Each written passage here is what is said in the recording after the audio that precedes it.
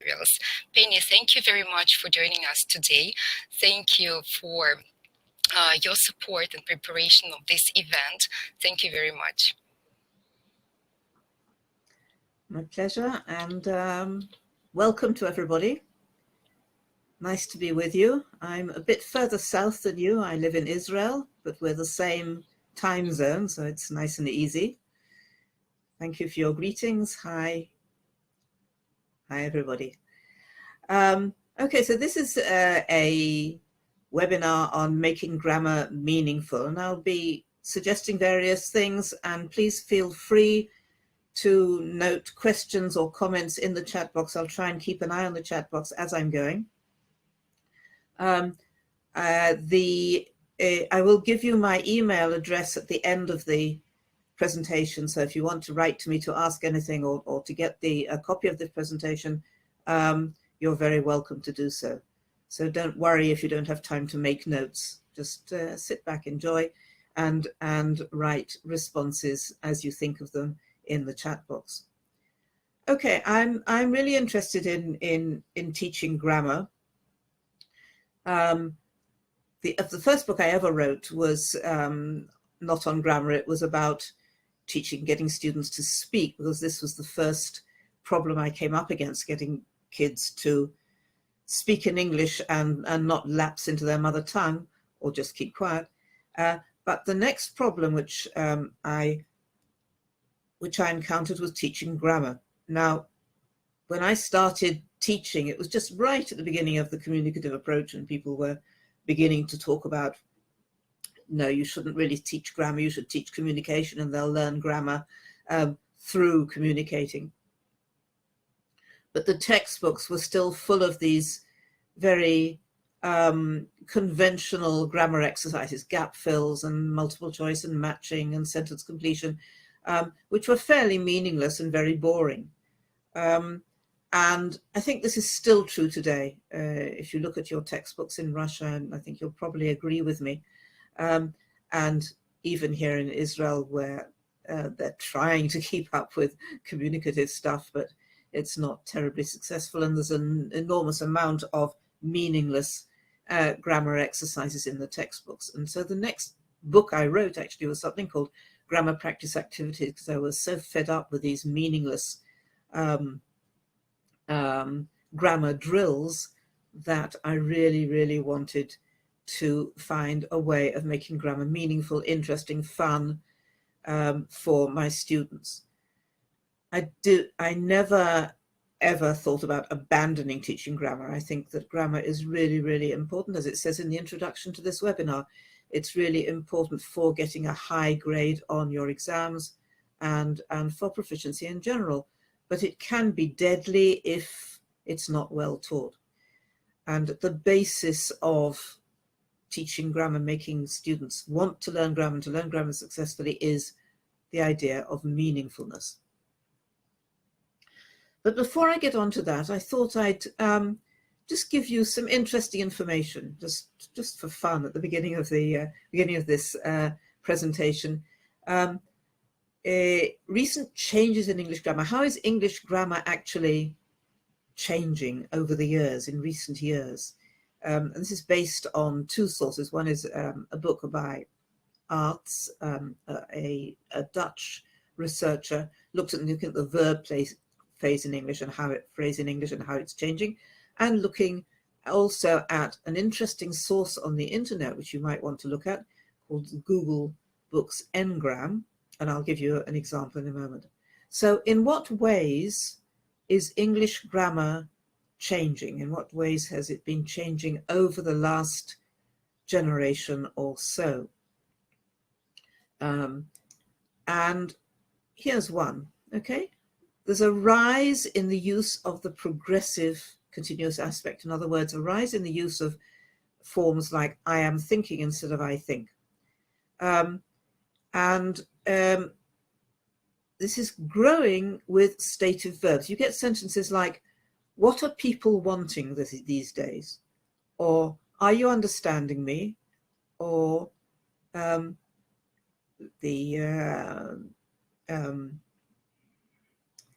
the famous slogan, I'm loving it, okay. So growing use with stative verbs, which normally I was taught when I first started teaching it, there was this rule that words like know and understand and feel should only be used in the simple form because they are stative verbs. Well, that's pretty nonsense, actually.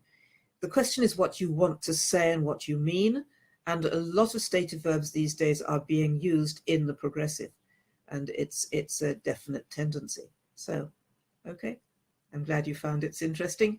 This is just for fun, this bit. I'll come on to the more serious part later. Growing use with future meaning, okay? He goes tomorrow. So a lot more use with future meaning, usually meaning something which is scheduled, something which is we know is going to happen tomorrow or next week or at a certain time. So growing use of the present simple with future meaning. But still, I have to note, it's still overall far less than the present simple or past simple. And I'll come back to this later on a later point to do with meaningful grammar.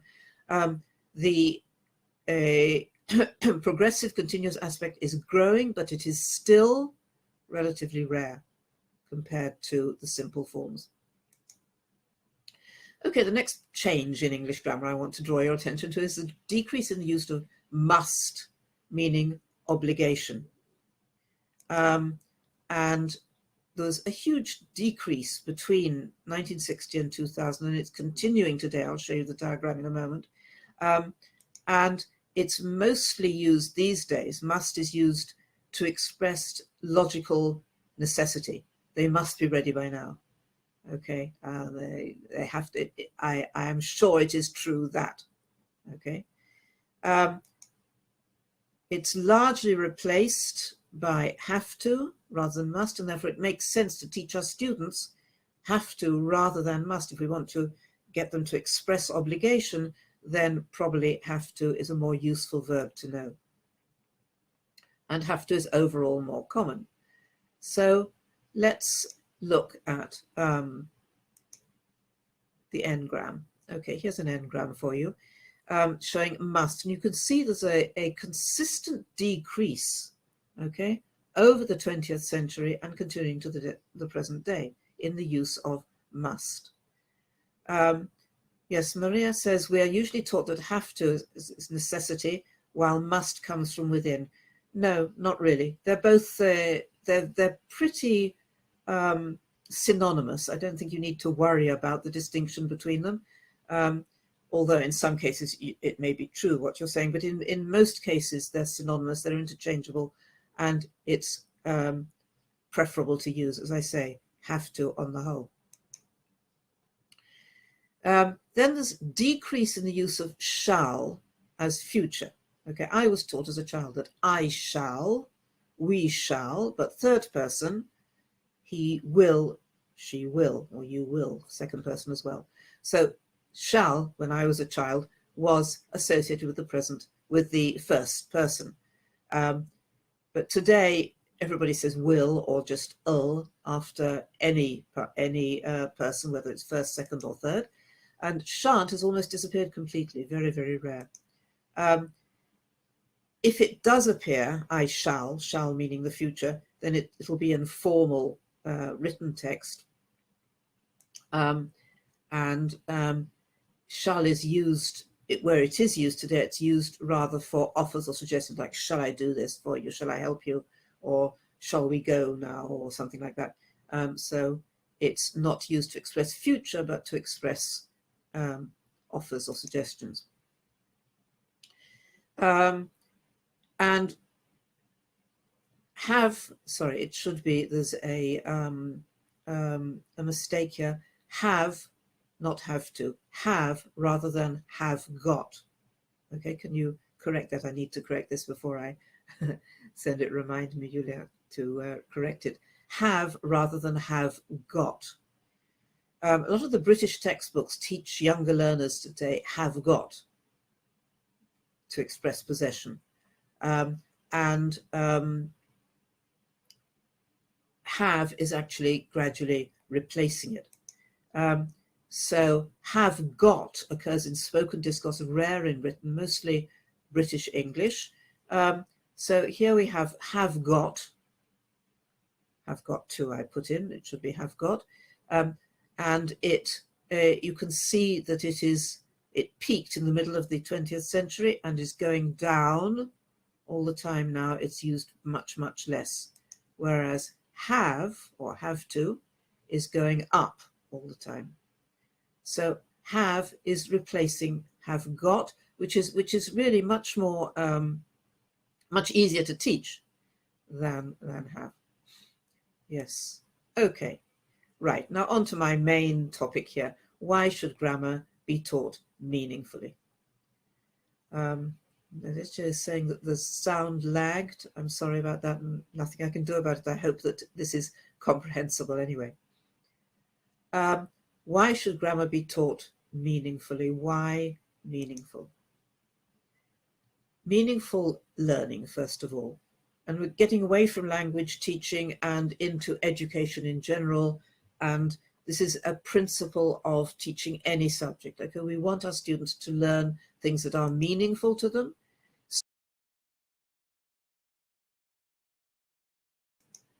And they should feel involved in the process of learning and be aware how learning relates to real life. So this is a principle of education, and we are educators as well as teachers. So I think this is relevant to language teaching as it is relevant to any other area of teaching and learning. Students should be learning meaningfully. That what they learn should mean something to them in terms of their own reality and their own culture. I have reservations about all of these. In my view, there's no always, never in education. There are always exceptions, and I want to make it clear that whenever I make a point about, I think this is in general true, I also want to make it clear that it is not always true. There are reservations, there are exceptions, and the reservation to teaching meaningfully is that there are cases when we want to take time off from being seriously meaningful and just do things as they're fun, nonsense rhymes, for example, or playful but learning rich activities that are not necessarily relevant to the student's reality, but are just fun, and we do them because they're fun, not because they're meaningful. But even if we come on to sort of mechanical, as it were, meaningless rote learning, I think there is a place for this. I'll come back to it in the context of teaching grammar in a moment, but there is a place also for meaningless rote learning. For example, in mathematics, learning your multiplication tables, so that you automatically say 6 7s are 42 without thinking about it. You don't have to work out every multiplication as you come to it, and it's a really useful skill to have, or useful chunk of knowledge to have. And the same with spelling rules in language, learning mechanical rules because they help you. So these are my reservations. In general, I want language and I want my teaching to be meaningful. There will be places where I will do mechanical or fun things which are not necessarily meaningful because they have learning value. So again, my principle is usually, in principle, yes, but there are exceptions.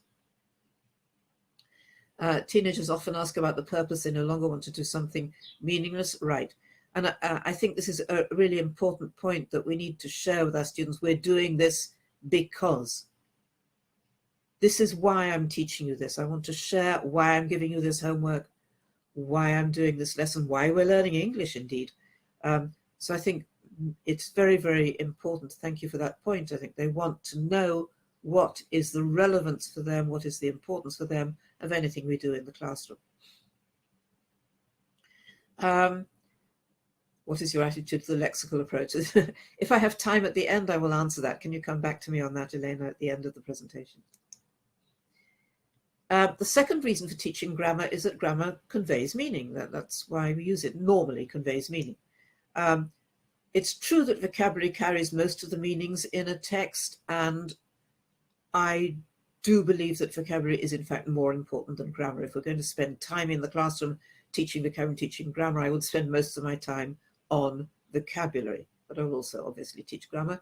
And grammar does convey some meaning, not as much as vocabulary, but it conveys some meaning. For example, it conveys meanings like time, tense, number, okay, plural and singular. It conveys person, it conveys all the things associated with the modals in English, obligation, probability, and so on. So these are all aspects of grammar, grammatical meaning. We do have a need to make a distinction between essential meaning conveyed by grammar and redundant meaning, where the grammar does not actually make a difference to meaning, but we use it for other reasons. For example, I just want to take a break and respond to Silvana's comment here. Meaningful learning is critical thinking, higher order thinking, which means longer retention. Yes. And this has to do also with what's called deeper processing. The more you think about something and the more meaningful something it is to you, the more likely you are to remember it. So I think that's a really important point, Silvana, and critical thinking is, of course, this one step above meaningfulness. It's meaningfulness with added value, if you like. To come back to my point about the distinction between essential versus redundant meaning, if we look at these sentences here, Jack loves Jill, Jack is loved by Jill, Jack doesn't love Jill, they are all completely different meanings, which are conveyed by completely different grammatical structures. So in this case, the grammar is essential for conveying meaning. However, in the example on this slide, finish yet? Have you finished yet? The meaning is exactly the same. So the grammar, the fact that the second one is a whole phrase with have and finished, and the first has just the root form finish, does not make a difference to the meaning conveyed to the person who's being asked, but there is a difference in formality level, if you like, register, and not actual referential meaning. Another case which is redundant, which is really problematical for our students and for ourselves, is when it's a convention of the language, but it doesn't actually make any difference to meaning. So the classic example of this is the third person S in the present simple, because it makes no difference if you add the S or you don't add the S from the point of view of meaning. It's going to mean she go means exactly the same as she goes, but she go is seen as incorrect. And I'm very much in favor of teaching the correct forms, not because they make a difference to meaning, because they don't, but because these are the accepted forms which are accepted worldwide in international English. This is the way people speak. This is the acceptable form, and if you do not use it, you run the risk of being seen as perhaps less intelligent or less acceptable. And if you want to be respected as a competent speaker of the language, you need to use the accepted forms. And this is an example, and that's why I think it's really important to insist on the correct forms. She goes rather than she go. Another example is using who or which in relative clauses.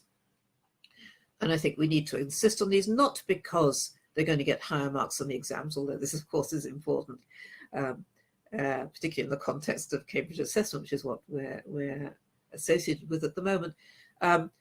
Not just because they need to get a high grade in exams, but because I think in principle it is important to speak in an acceptable way. It's a kind of, if you like, a courtesy. It's a convention of courtesy to speak the way the language is expected to be expressed, and therefore I'm in favor, very strongly in favor, of teaching forms like goes and the distinction between who and which, even if they make no difference to meaning. The Oxford comma, yes, Vlada, right, very, I think the Oxford comma also has correct and incorrect context, but we won't get into that at the moment. Because Julia speaking about my book, 100 Teaching Tips. Thank you very much. I'm glad you're teaching it. Okay. Let's move on. Reservation 2, it's not exactly a reservation, but it's a comment which needs making, is that our students have difficulty with the forms. I mean, this third person S is a real problem, isn't it? It's a mistake which students make till a very late stage in their learning. We need to take care of it, because the most grammatical meanings have parallels in the L1. English has a past tense, Russian has a past tense, Hebrew has a past tense, French has a past tense. They all mean the past. So that the meaning is not a problem. The problem is how to say it in English.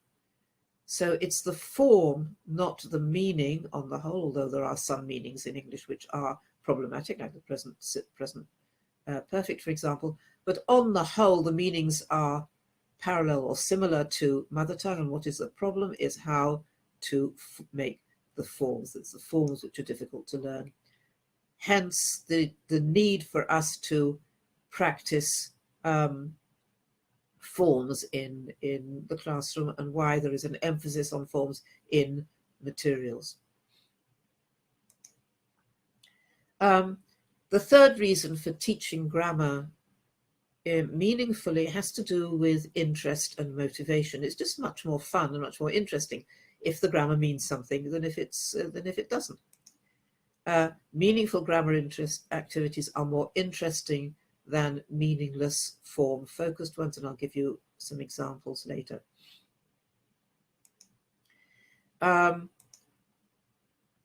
Again, a reservation. 95% of the time, I hope I will be doing interesting grammar activities. 5% of the time, I reserve the right to be doing boring ones. We're human beings, okay? We can't be perfectly interesting the whole time in the classroom, and there is a place for meaningless grammar activities, as long as there's not too many of them. So keep a reservation. Again, as I said before, no nevers and always in language teaching. So just to recap then, my first point, reason for teaching grammar meaningfully: content in any subject should be meaningful to the students in general. I want the students to understand the point of learning whatever I'm teaching. Second reason was that grammar usually conveys meanings. I gave the places where there are exceptions, but on the whole, grammar conveys meanings, and meaningful grammar activities are more interesting. So that's another reason.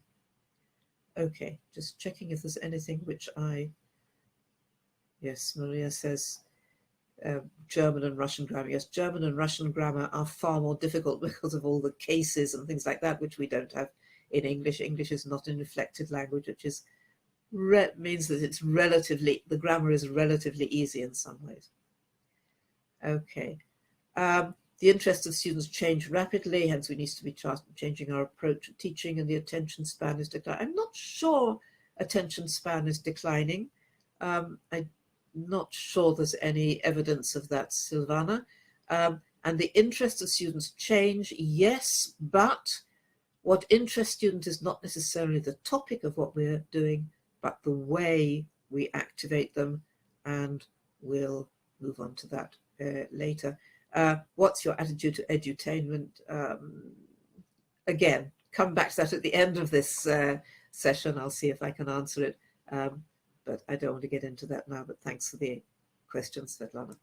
Okay, so I'm going to get on now to practical implications of teaching grammar meaningfully. And the first topic I'm going to approach is the selection and ordering of items in a syllabus, and here you might find some surprises.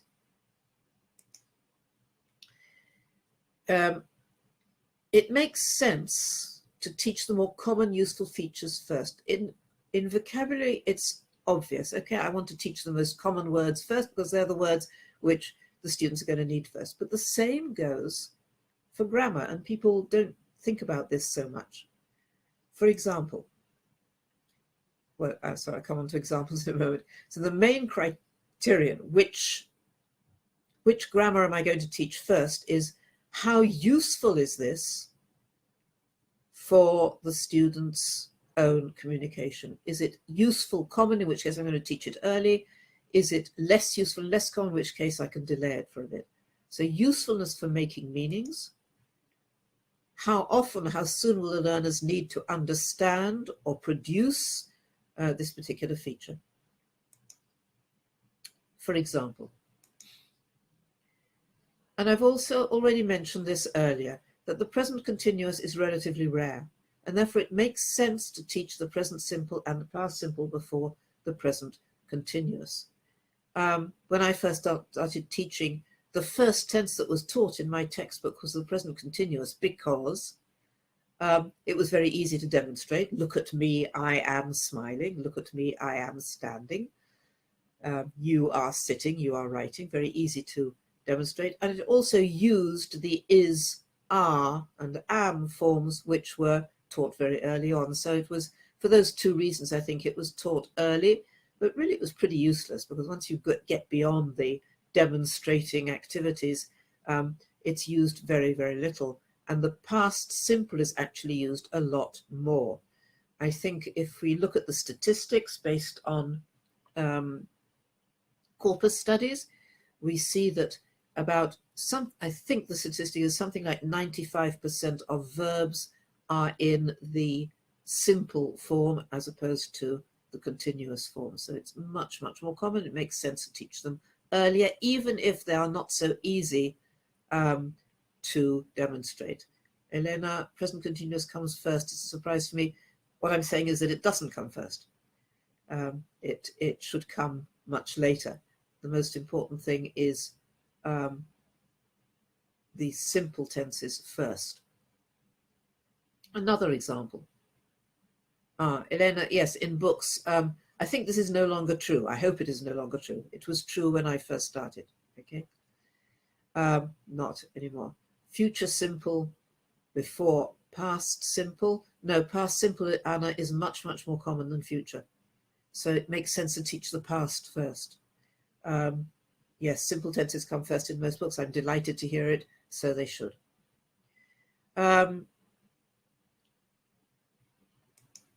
Okay, irregular past before regular past. And this is going to be perhaps a surprise to you, because what the books tend to do is teach the regular forms first because they're easier. Okay, but let me just take a break moment. Can you write in the chat box what you think are the 5, 10 most common full verbs? So not be and do and have and the modals, but what are the most common full verbs in English? Go, you're right. Okay, give me some more. Say, come here, say. Yes, very good. Wow.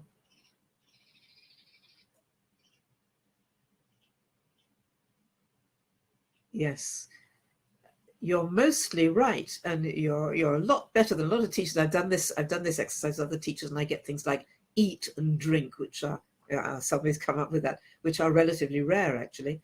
The most common ones. Okay, let me tell you what the answers are, and you can check with your own list. The most common ones are take, think, say, want, see, get, give, make, go, mean, come, and know, many of which you mentioned here.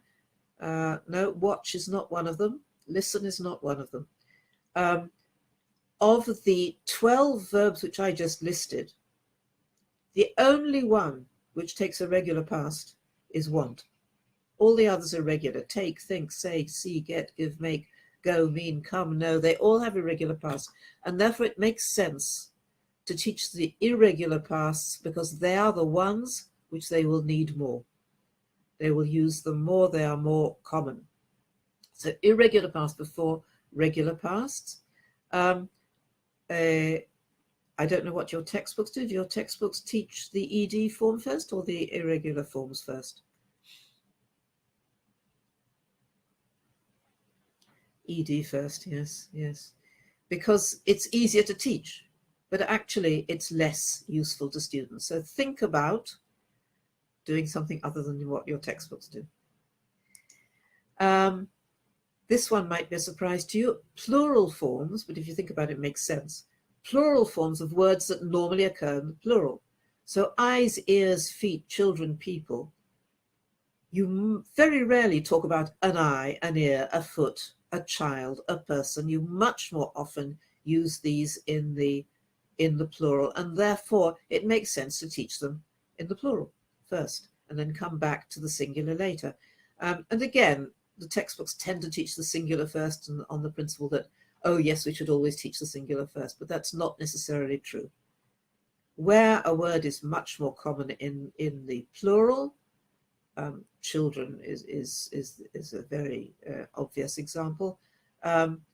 We should teach the plural first. Okay, and this is one I mentioned earlier, the semi-modal have to before the modal must. I mentioned earlier this is much more common than must, and therefore it makes sense to teach it earlier. Okay, coming on to my practical implications too. The design of focused grammar practice activities. And this is what got me going with this book I wrote, Grammar Practice Activities. It first published in the 1980s, and then a new edition in the 21st century. But it's still, of all the books I've written, it's my favorite. And it's the one which I use, I think, most of all, because it's got some really useful and fun things to do there, and I think teaches grammar effectively. So there is a place, I've already said this, but I'm reiterating it because I think it's an important point. There is a place for mechanical drills, like this one, for example. I think it's important for students to learn that came is the past of come and that give is the present of gave. And just to fill in tables like this, although it's meaningless, it has value. Not most of the time, I would say this is a minority, but it has a place.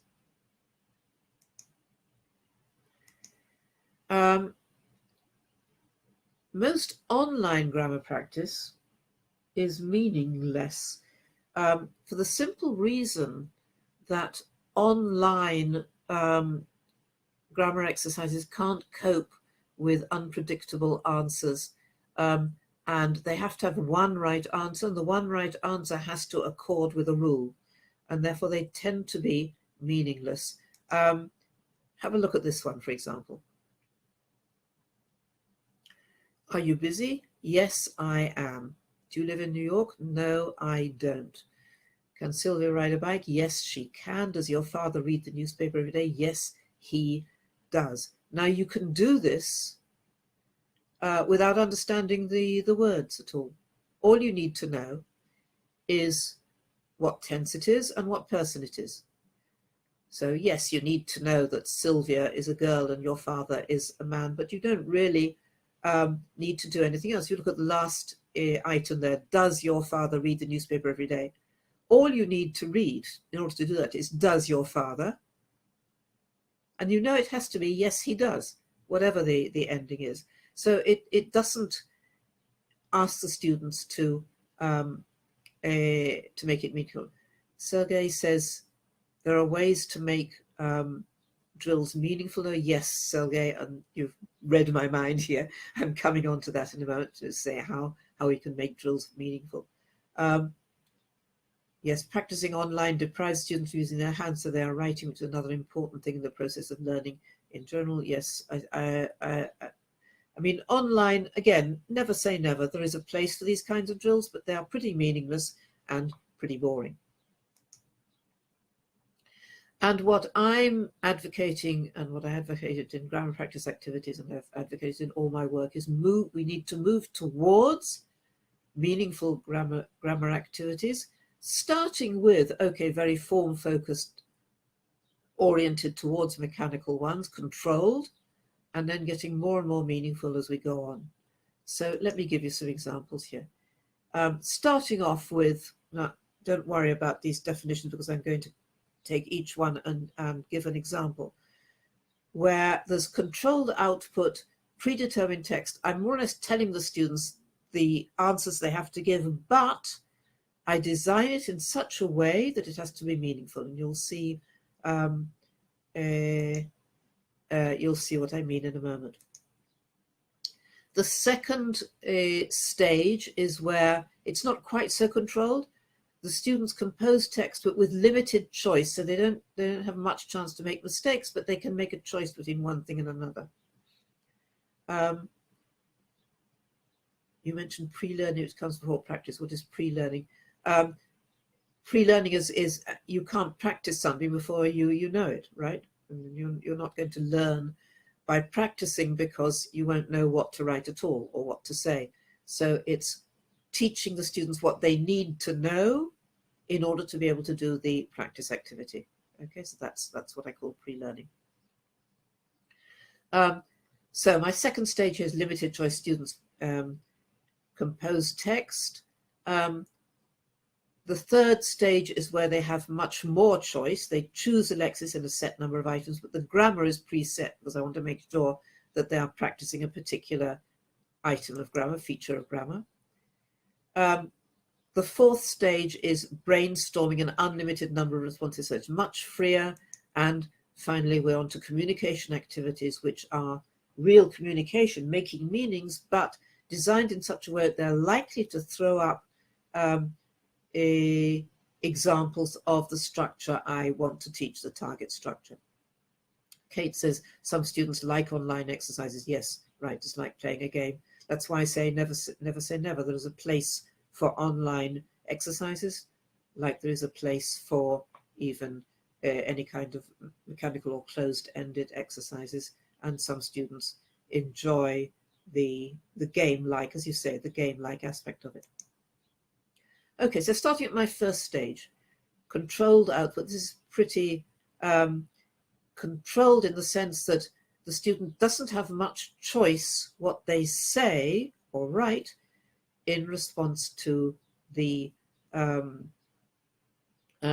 task. So this practice is the present perfect, and it's called Find Someone Who. Have you ever been in a car accident? Have you ever met a famous person? Have you ever written a poem?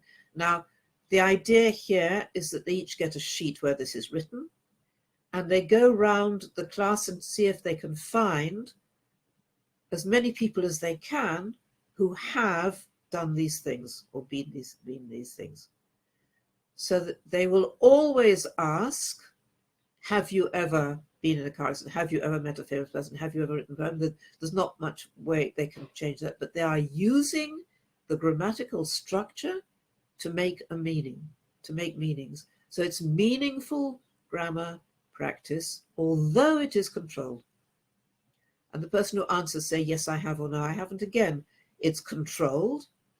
There's a little bit of choice, but the two things they can answer are fairly rigid, but they are meaningful because they can only answer, yes, I have, no, I haven't, if they have understood the question. So this is an example of a very controlled grammar activity, exercise, if you like, but which is nevertheless meaningful. It has to be meaningful, is done meaningfully, and is quite fun to do in the classroom. I don't know if any of you have tried this one, but it's quite nice. And then coming on to limited choice, mechanical versus meaningful. Have a look at these contrasts here.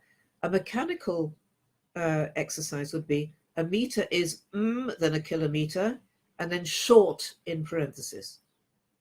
Now, they have to write shorter because that's the only option they've got.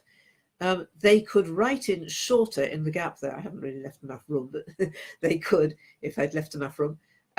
They could write shorter in that gap, without understanding the sentence at all. All they need to know is that they have to put in the comparative form of the adjective. So that's a mechanical, meaningless exercise. Compare it to this one. A meter is than a kilometer, long or short.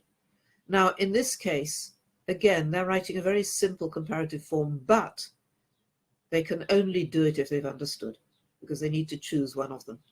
And they need to know what a meter is and what a kilometer is and what the whole sentence means. So that's an example of a meaningful, again, very, very limited, but nevertheless meaningful grammar exercise. And a lot of textbooks just do the first type. And I think it is so simple to make up the second type, which makes sure that they actually understand and need to fill in meaningfully. I don't know why the textbooks don't do more of these. Another example here, basketball, football, exciting to watch. Now, which is more exciting? Again, it's comparative, but in this case, the student has to understand it because they are writing in their own opinion. There's no preset right answer here.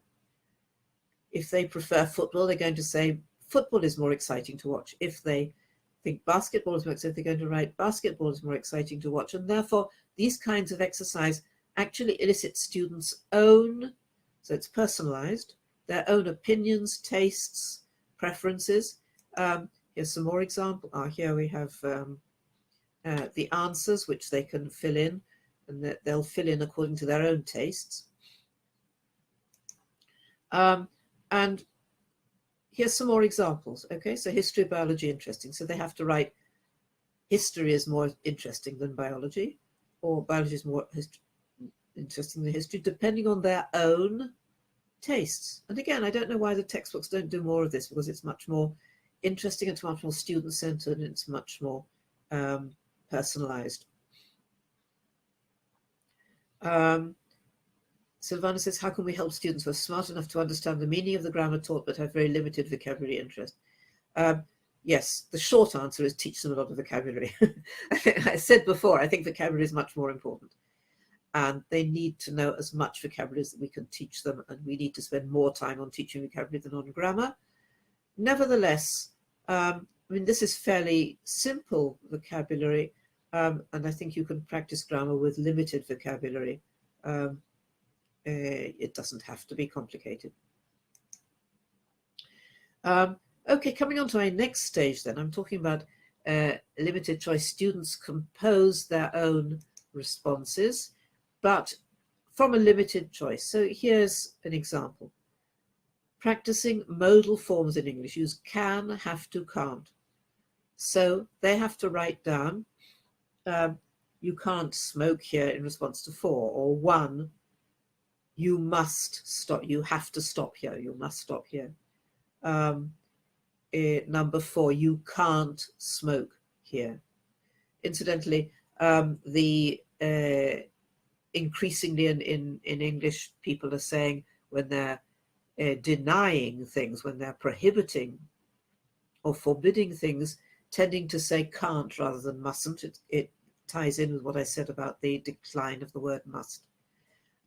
So this is the stimulus here is simply a symbol, and students are asked to write very simple sentences with using the modals. Now, if, as you brought up the problem before of vocabulary, you can give them a pool of vocabulary to choose from, so they can use, say, write up telephone or camp or left, right, so they can use the pool you've given them on the board to make their sentences. But nevertheless, they are making up meaningful sentences in response to fairly clear symbols. Can we use you aren't allowed? Sure, if that's what you want to practice, let them. Because I'm targeting here, I want them to practice using can, have to, and can't, so I'm limiting them.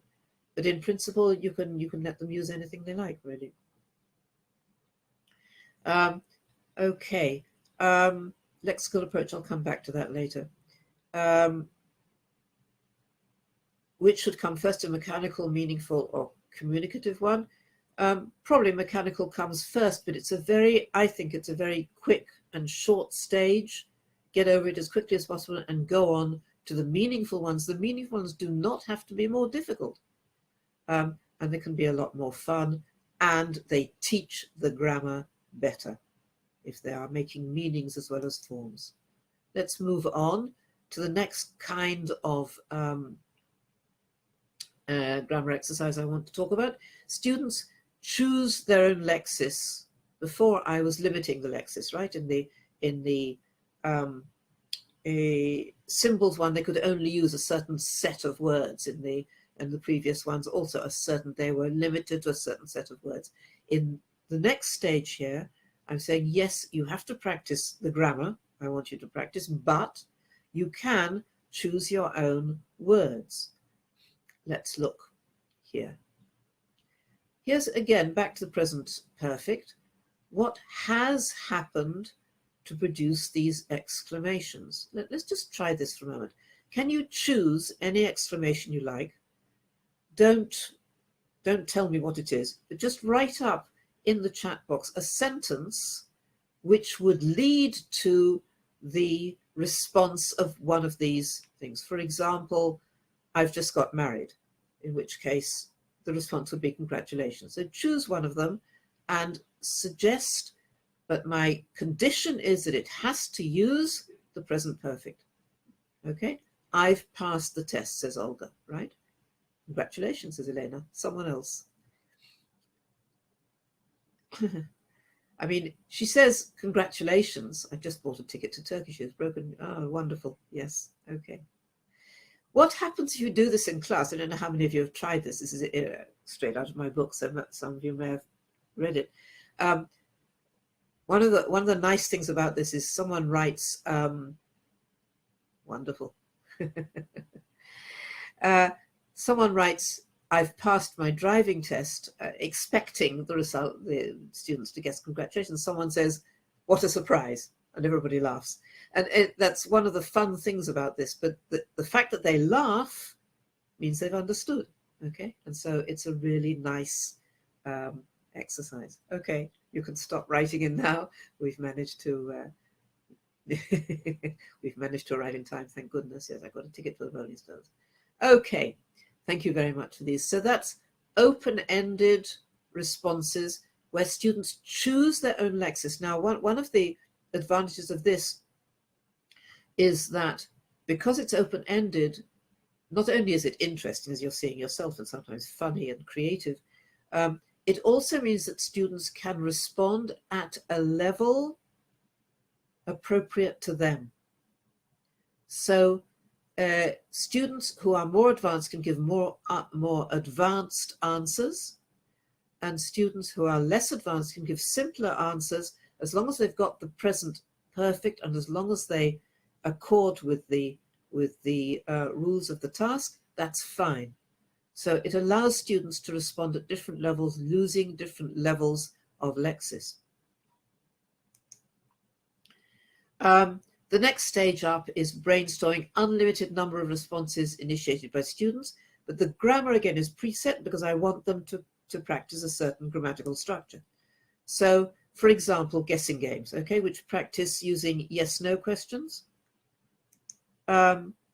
or responses to any kind of brainstorm, like what do you usually, sometimes, always, never do when you're feeling bored? Okay.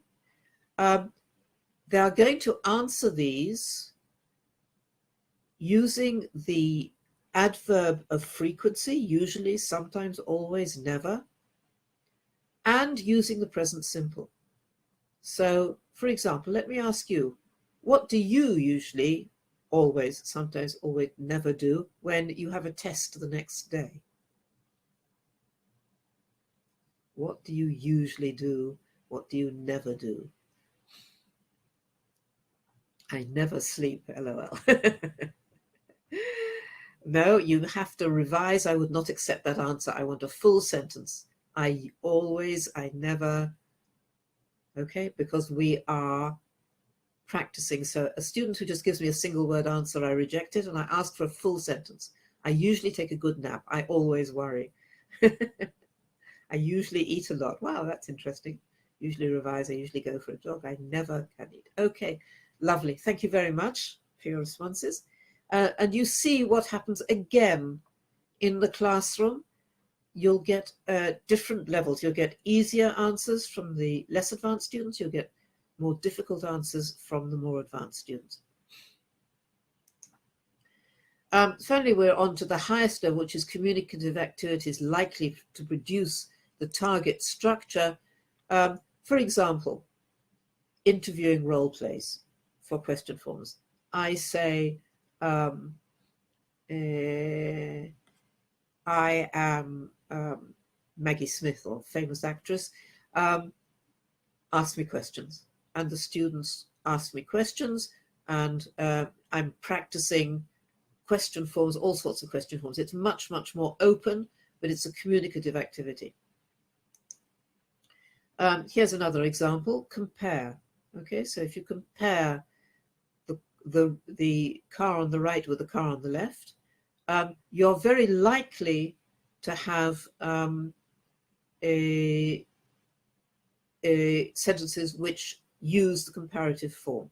So for example, the car in B is more powerful than the car in A, or the A car is darker than the B car. So simply, it's quite challenging, quite difficult to think of things, but it will throw up a comparative forms of various kinds, among other things. There will also be sentences which don't actually use the comparative, which is fine because it's a communicative activity, but it is likely to produce quite a lot of comparative sentences.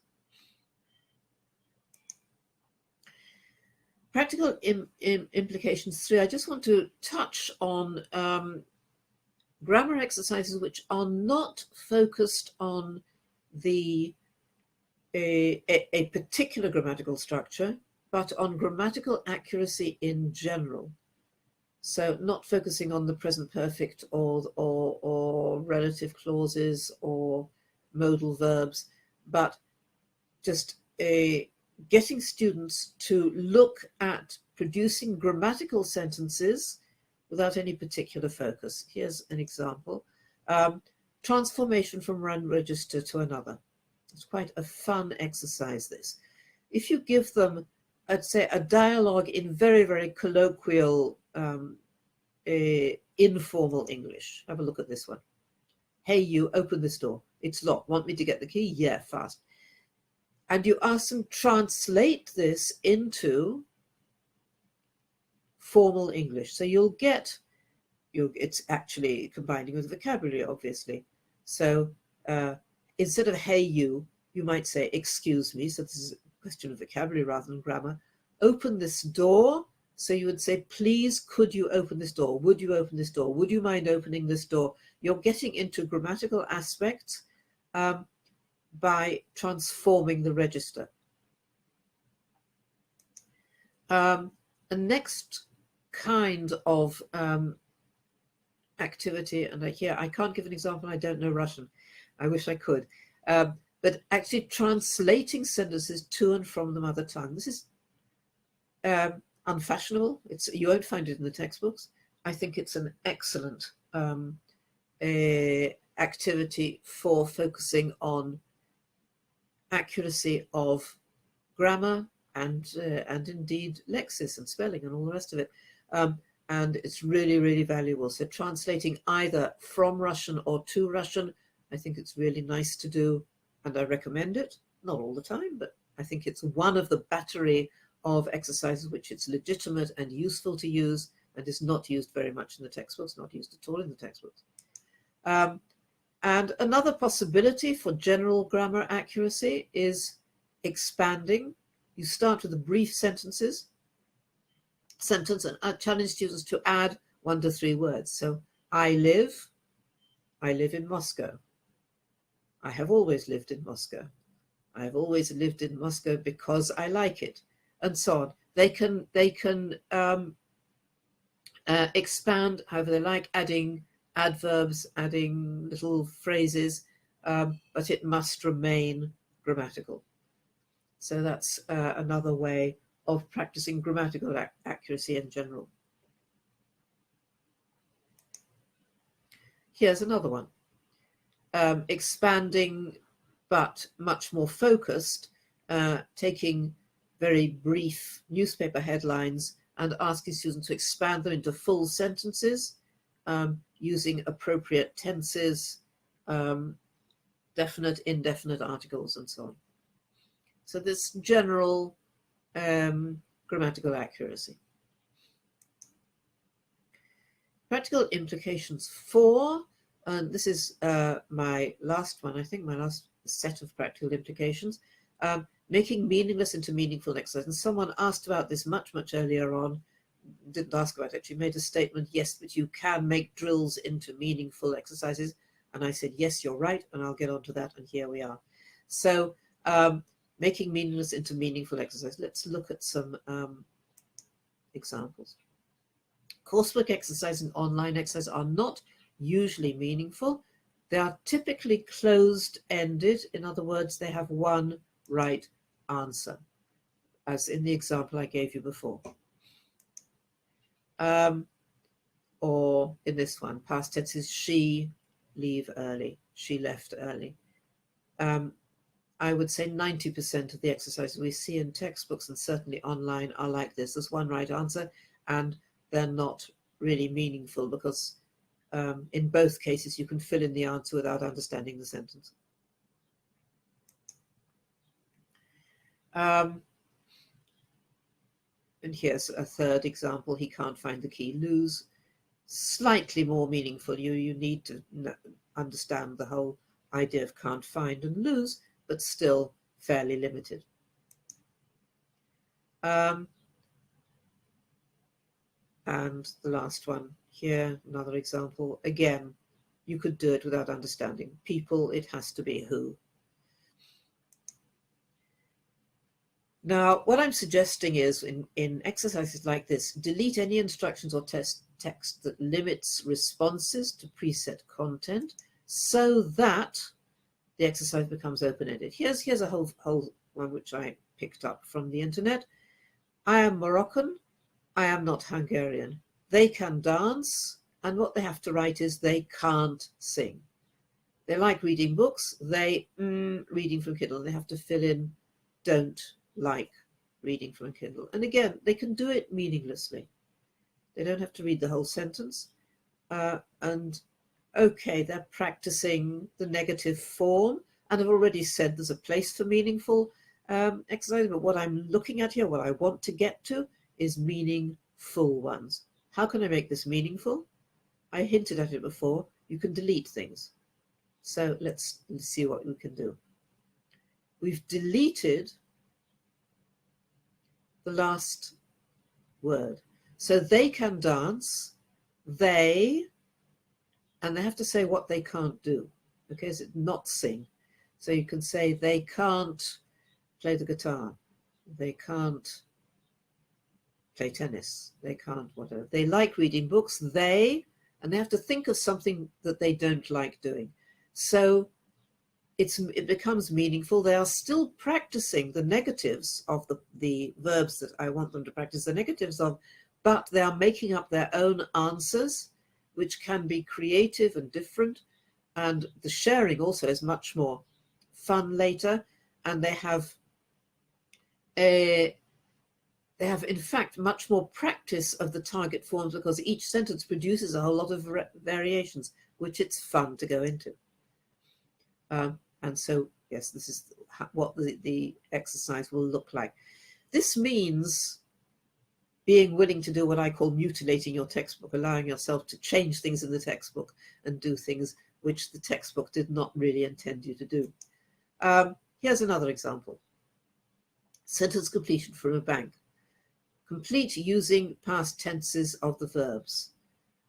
They bought fruit and vegetables. She went to the library. I heard an amazing story later. We waited for half an hour. This is more meaningful because they can only fill it in by if they understand the sentence, but still it's fairly boring and, as I said before, closed-ended. So what can you do here? Try deleting the verbs and invite them to put in their own past tenses. So you're still practicing the past tense because I want them to practice the past tense, but they have to do their own thing with it. So they fruit and vegetables. So what could you put in there? Or she to the library. I an amazing story yesterday. We for half an hour. Let's take any you like. What could you fill in? Just write in a number, whichever number you choose here, and write in your own verb. Okay, she, yes, Maria, but I said it has to be past tense. Okay, so she ran to the library. At, that would be number 1. Yes, 3, read. I read an amazing story. Yes, they saw fruits and vegetables, and so on and so on. Brilliant ideas. Thank you. She rushed out. Lovely. A more advanced student there. She rushed out to the library. She drove to the library. Devoured. Were late for. Yes, you can see how this is producing a lot of practice of past tenses simply by deleting the word bank. Another example is matching exercises. Okay. Again, this is meaning, but it's limited meaning. Again, if he has an operation, he will get better. If she finishes early, she will go home. If you work too hard, you will get ill. If my boss fires me, I'll get a new job. Practicing the conditional form, first conditional. And I don't know how problematic this is for speakers of Russian. For speakers of Hebrew, or the ones I teach, it's really problematical because they tend to fill in, have the first one. They don't use the past tense, the present tense. They tend to use the future if he will have an operation. But if you delete one column, or indeed the other column, or the other column. Let's take this one, teaching. I'll get a new job. If, okay, so you suggest what would be the if clause here. Okay, same in Russian, thank you. Thank you for that. So you have the same problem. So this would be a really useful exercise to do, right? What might you do in response to A, for example? If I work hard, I'll get a new job, right? If I'm successful enough, I'll get a new job. If I learn English, right? And thereby, as I get into a whole chat about how important it is to learn English. If I quit, I learn. If I get disappointed in teaching. Okay, right. So lots and lots of practice of the target structure here. Whereas the original was limited and much less meaningful. To summarize then, I'm getting near the end here. I'm leaving time for you to ask or make other. Yes, Silvana makes an important point here. I think it's important to make sure that you do the easier exercises first and the more challenging ones later, certainly. To summarize, grammar should usually be taught and practiced meaningfully, not always, and this can involve varying degrees of control over student responses. Mechanical, very form-focused exercises can be transformed into more meaningful and or interesting ones by deleting the words that prescribe set responses. A couple of a useful resource which I mentioned earlier in this session is my grammar practice activities, which I say I use myself, which uses quite a lot of the examples I've given here. And here, as I promised, is my email address if you would like to write to me. I can send you this presentation, or if you'd like to ask any further questions. But now we have time for questions and comments. And Julia, also, if you'd like to come in and ask or comment, I'm open to answer. Right. Thank you.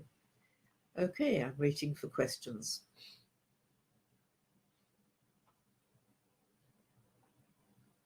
The lexical approach. Yes, you asked about this earlier. Lexical approach means different things to different people. There's a formal lexical approach in a book of that name,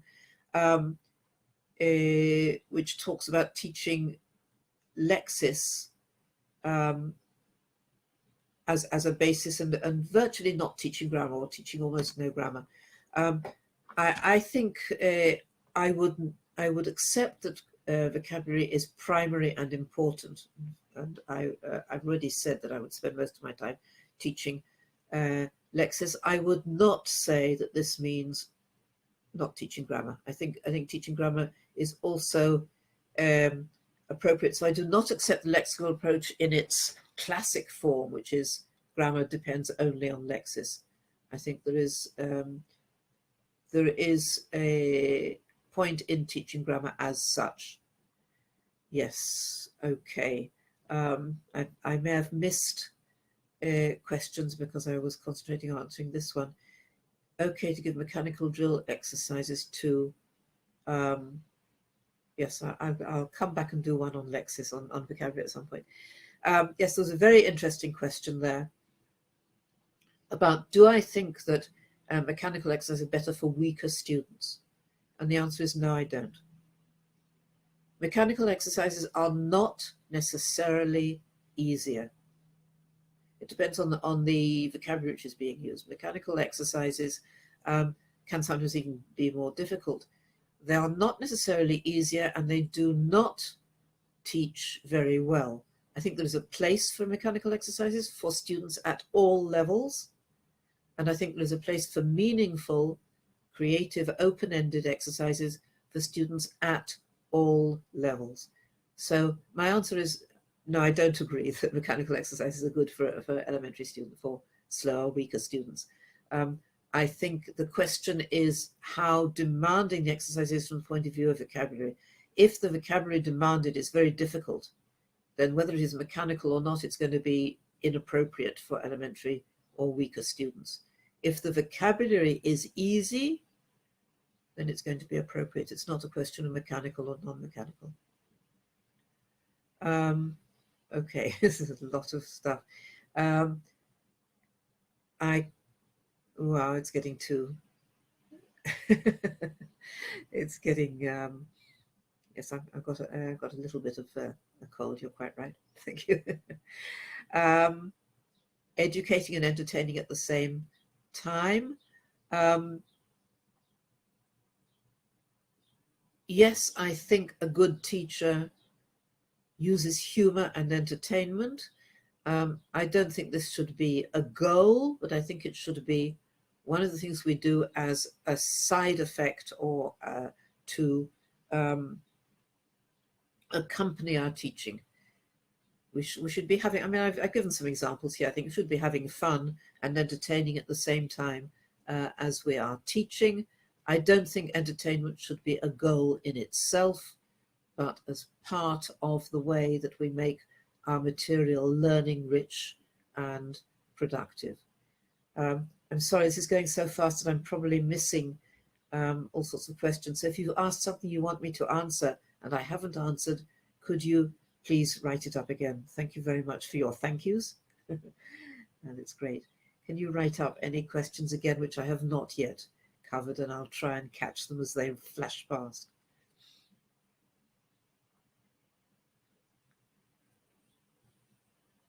How to encourage students to use more complex grammar for C1, C2 activity, C2. Yes. What do you mean by more advanced grammar? I mean very complex things, structures like never have I, done something sort of inversion after negative phrases, things like that.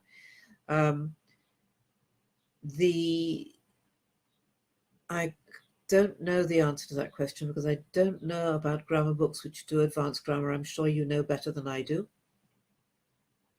But certainly it is important to teach more advanced grammar to C1, C2. And the best way to do this probably is to pick up advanced grammar as it comes up in your advanced text or your academic texts.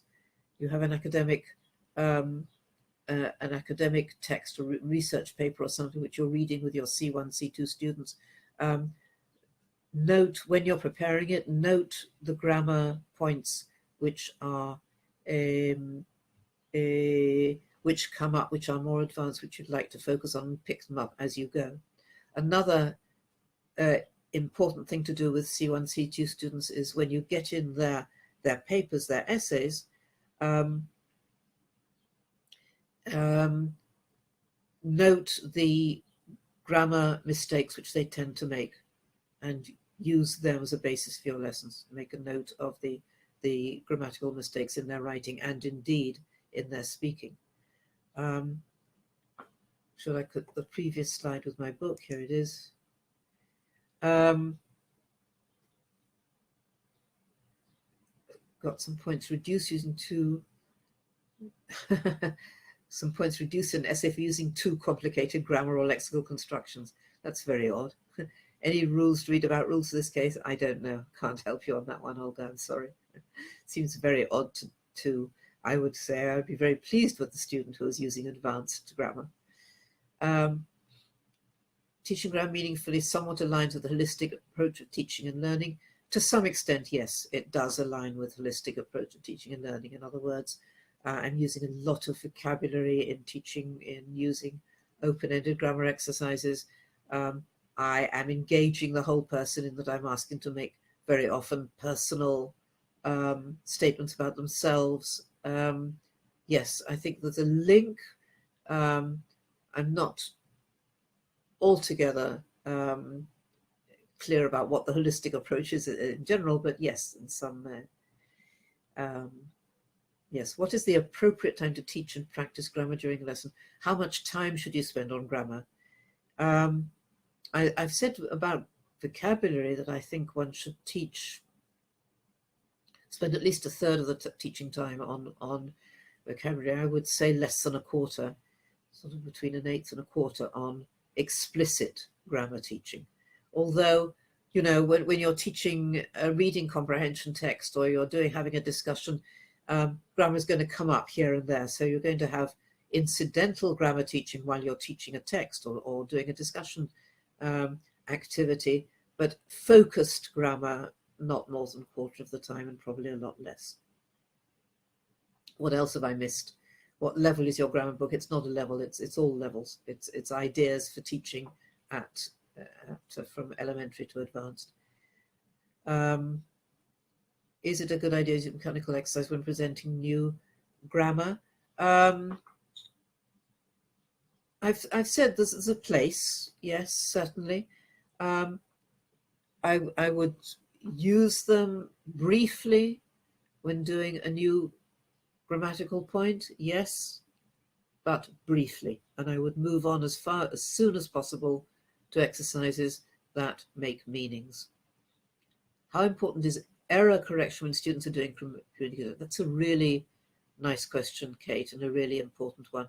If the students are communicating, they're speaking, they're in a discussion activity, should I stop them to correct? And the answer is there is no answer. In other words, there's no right or wrong here. There's some interesting research someone did once asking students whether they wanted the teacher to correct them while they were speaking. And interestingly enough, most of the students said they wanted to be corrected. You might try this with your students, asking them, do you want me to correct you when you're speaking? Because they say, if you wait and just tell me about the mistakes later, I may not remember. It's not so helpful. It's much more helpful if you correct me as I'm going. On the other hand, people who are really keen on communication say, no, you shouldn't correct someone they're speaking. You will, it's inauthentic and you'll throw them off and you'll discourage them and it's not a good idea. So there is no right or wrong here. There is a place for correcting and there is some evidence that students want to be corrected. On the other hand, if a shy student who at last is speaking, and I'm really glad that they are getting up and speaking in English in the classroom, I'm not going to stop them even if they make a mistake because I want them to have the practice speaking. So it really depends on who the student is, whether they've wanted to be correct, whether they want to be corrected, how advanced they are, how confident they are, what the context is. There is a place, bottom line, there is a place for correcting while people are speaking, but it's not an always or never. What additional books would you advise? I can't help you on that. I'm not up to date with grammar books, I'm afraid. Sorry.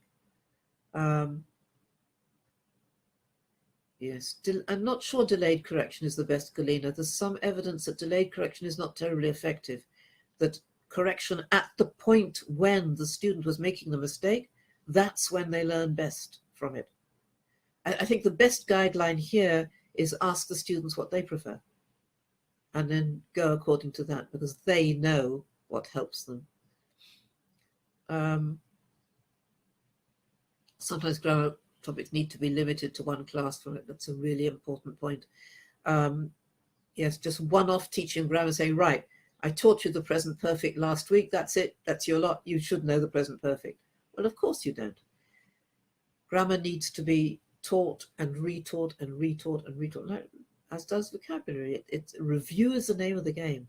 We want them to, if we want them to learn a particular tense or a particular structure or a particular kind of clause, we'll need to teach it. We will then need to come back to it a week later and a month later and a year later to review it.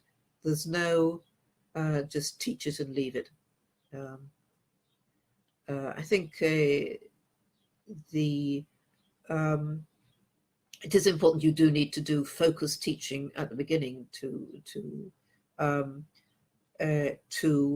make sure they understood the point, the meaning, and the form of the grammar. But it does need to be reviewing, and their output, their speech, and their writing will show you what they've in fact taken on board and what they need review on. And you can use that as a guide as to how much review you need to do and when. Yes, perhaps you might share, there's a question about what books are really helpful in teaching grammar. You might, in the chat box, if you know about a book that's really, really helped you teach grammar in class, you might put it in the chat box so other people can learn, like Olga has just said, New Grammar Times. Yes. Armenian teaching Cambridge, thank you. Thank you. Homework. Yes, I think give homework to everybody. I think homework is really important, because there's no way I can cover everything I want to in the language in a lesson. I don't have enough time.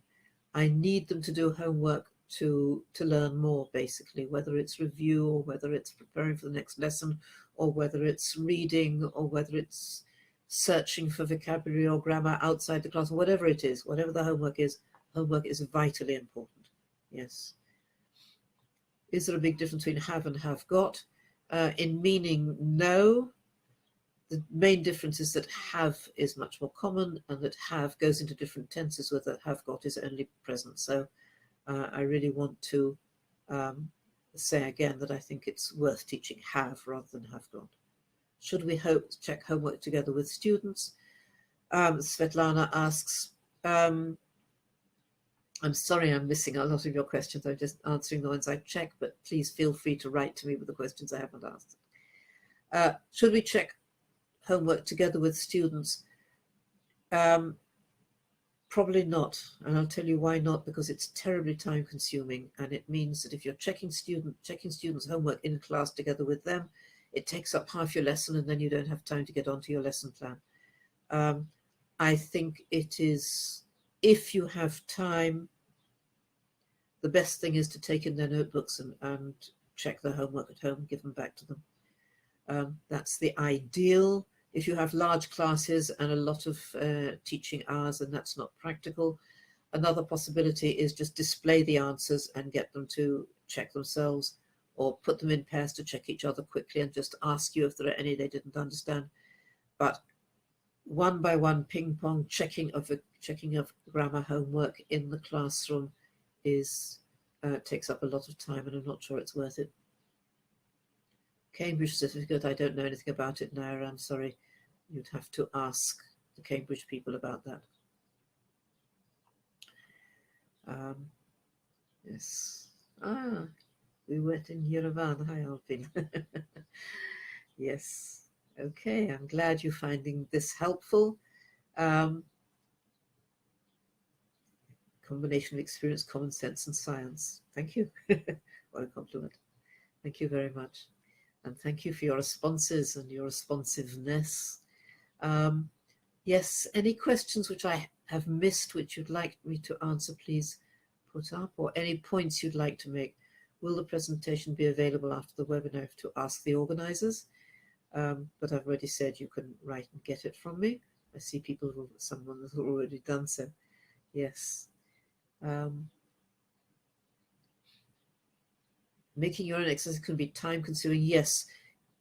And I don't think you should make your own exercises. I think it's much too time consuming. I think the answer is to do with the textbook exercises, things I suggested, which are not time consuming at all. You can do them in a second, telling students to delete the word bank or just look at one of the columns in a matching exercise.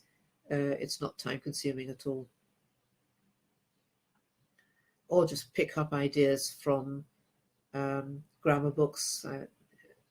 Can someone suggest some grammar books other than mine, which people might like to look at?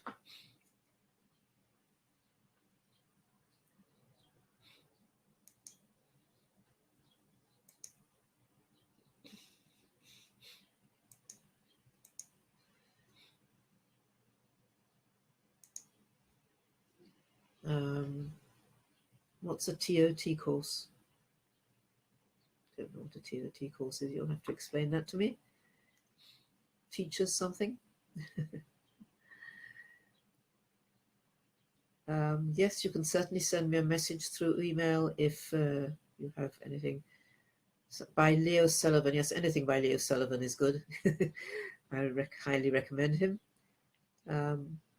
What should be taught at first conditions? I can't go into particular structures now. I'm sorry, I can't. Jim Scrivener, excellent. Anything by Jim Scrivener is good. Raymond Murphy's, they're a bit mechanical, not always very meaningful, but very solid and very popular. Vince's grammar books, I don't know so much. Lovely, Svetlana. Do you recommend singing chants for remembering grammar? Yes, lovely idea. Not terribly meaningful because you have to put in the meaning. That's why they're not part of this presentation. But chants are brilliant for grammar, and I highly recommend the jazz chants books for grammar. Or there's an actual book called Grammar Chants, I think. Check it out on the internet. Teaching Grammar Creatively. Who's that by? Training of Trainers. Thank you. Okay, Cambridge exam. I can't answer that. I'm not an expert on Cambridge exams. You have to ask the experts. Right, Svetlana says might want to try removing the word banks from some of Murphy's exercises. You can take Murphy's exercises and do the kinds of things that I've been suggesting in this webinar. Yes. Scott Thornbury, How to Teach Grammar. Thank you very much, Elizabeth. That's a lovely one. Wow, you've got some excellent suggestions here. Next time I give this thing, I need to add these suggestions in. They're excellent. So Scott Thornbury, Leo Sullivan. What was the other one you mentioned? Raymond Murphy, yes. Jim Scrivener was the other one, yes. So those are all good ones. Scott Thornbury's 101 grammar questions, excellent, lovely. Thank you very much for all these suggestions. Thanks, Elsa, for summarizing. Yes, I'll add these to my presentation next time. Thank you very much for your contributions. Oh, it was worth giving this. I've learned a lot from you as well. Michael Swan, Catherine Walter. Yes. Thank you, Irina. Another excellent one. Wow. Lovely. Yeah. Just copy pasting these so I don't forget them.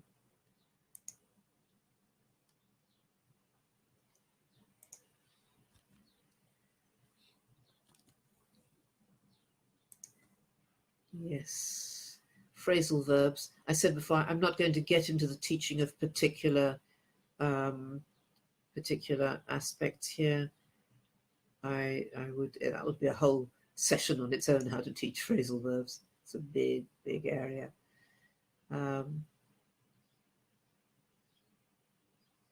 Yes, thank you, Olga, for that summary. Excellent. What is good teaching to you? Well, you got another hour and a half for me to talk about what is good teaching to you. Good teaching, bottom line, is the teaching which results in learning. That's how I judge it. And other than that, it's different things to different people. Your good teaching is different from my good teaching. Yes, Gerngross, Kutcher and Thornbury, also lovely book. Yes. Thank you. Okay. Right, I think we'll draw it to a close then. And I'm really amazed that everybody's had the energy to keep going. They say about online sessions that you shouldn't run them for more than 45 minutes. Here are you an hour and a half later and you're still here and still active. I'm full of admiration. So thank you very much indeed for all your contributions. Thanks for the things which you've helped me think about. And you admire me, I admire you too. Yes, and I see you've already sent me some emails and I will answer them later today. Thank you very much. I can see some very familiar names coming up on the chat. That's lovely. Fabulous to have you all with us. And as I say, I'm happy to hear that you are enjoying the summer temperatures. Perhaps some of you will be reconsidering that statement that, oh, this summer is my favorite season. Seriously? Anyway, in Kaliningrad, I'm confident it's not quite as warm as it is in the rest of European Russia. Anyway, just a reminder, okay, so we have two boxes. We have the chat box that you're all busily writing all over, and that's fine, and we're going to be using that chat box a lot. Those of you who've been to any of my webinars or workshops before know full well that it's going to be an interactive experience. For those of you who have specific content-related questions, there is the questions chat box at the top of your screens. Please use that, and we'll get back to you as soon as we can with any questions, any responses that we have to those questions. All right? So let's keep the chat box just for the interaction through this particular session. Okay. Really? It was so warm in Kaliningrad yesterday. Oh, well, never mind. Such is life. Okay. So assessing grammar and vocabulary. Oh, yeah. Okay. Just rediscovered how to move the slides on. That's wonderful. Those of you who don't know me, yes, as Julia said, I do a fair amount of teaching and teacher training. I'm currently based here in Germany, not so very far from Berlin, and I do quite a lot of this kind of presentation work for Cambridge Assessment English in Moscow, and it's fun, isn't it, guys? Okay, so 15 in Novosibirsk. And that is why I would be there. That's wonderful. Okay, right. So, do you know, Siberia, Natalia, is a very big place. I'm sure it's not 12 degrees in the whole of Siberia. Okay, anyway, onwards and upwards. As they say, you can see on your screens right now an overview of what we're talking about today. Basically, this whole concept of testing and assessing vocabulary and grammar.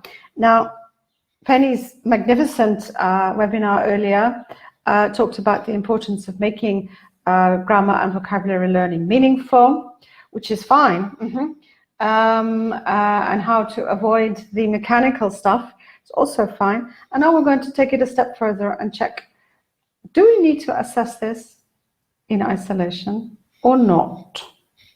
So, first question for you to overload my chat box with, Do you often test grammar and vocabulary in the classroom?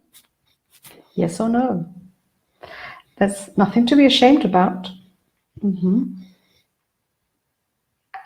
Lots of yeses coming in there. Yes, yes, yes, yes, yes, yes, yes, yes, yes. Not often. Okay. Right. Often, often. Okay. The question is why? Quite simply, and again, carry on. Yes, because, or not often, because. Why do you test grammar and vocabulary in every now and again? Oh, that's nice. Yeah, exam preparation. You can't blame exam preparation for everything. I'm sorry. Not going to accept that. Yeah, tracking progress is a good thing. Absolutely. To revise also. Those of you who are teaching the dreaded teenage group will obviously know that revision is paramount. Otherwise, it's just not going to happen. But I would suggest that revision is important with all ages and all levels. Yeah. Yeah, exactly. Yeah. Oh, somebody's mentioned skills. Yay. And there we had it. Yes. Okay. So, yeah. Why is it one of the most common forms of testing? Well, there are many reasons for that. Yeah. For all of those things that are currently on the screen, remember, I don't read my slides because you can. Yeah, I mean, let's be honest about it. Most of us at some point or another, particularly early on in our teaching careers, we've all basically gone through the motions and we've all gone and done, oh yes, there's a nice quick grammar test. That'll take up half of my lesson easily. Wonderful.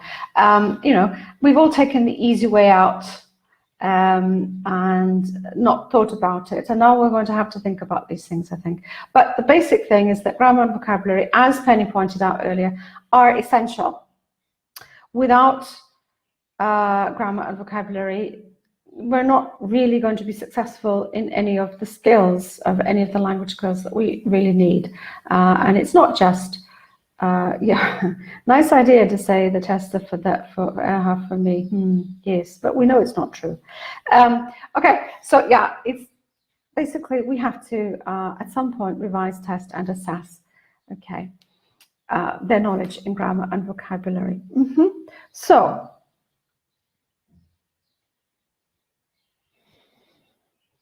next question. Which of those 5 do you think would be aspects of grammatical and lexical ability? In the chat box, A, B, C, D, or E? Some of you are really quick. Wow. Okay. Lots of D's coming up. Sporadic E's. D's seem to be winning here. Okay. E's trying to catch up. Excellent. Y. No, I don't think there was a Y there. I think somebody's keyboard slipped. Okay. D and E. Ooh, there's a thing.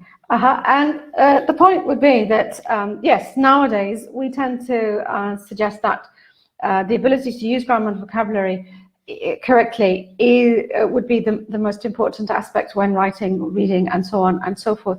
But the fact remains that if you look at the whole thing historically, then all of those have actually been true. It's been a sort of a development phase, hasn't it? I'm sure I'm not the only person who is ancient enough to remember a time in the classroom when being able to stand up and recite a rule was seen as you know, a benchmark, seen as evidence that you knew how to use it. I remember standing up in primary school and having to recite things like, when we spell, it's I before E except after C, which possibly is right, very often isn't, but nobody really questioned that.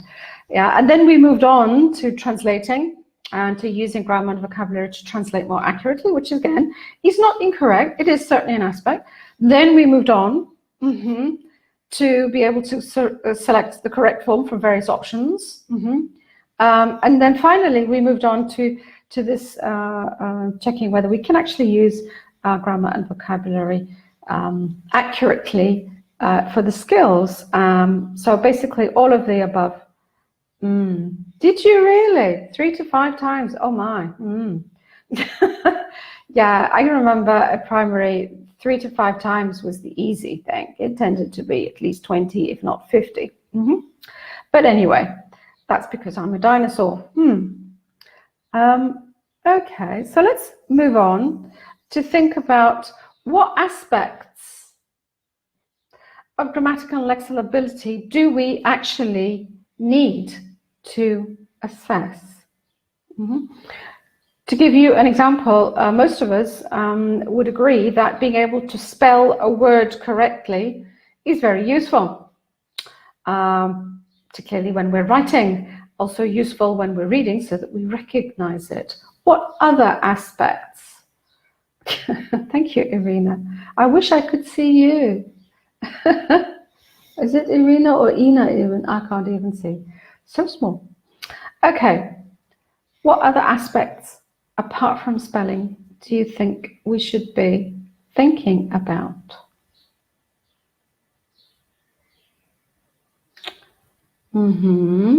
Yeah, thank you.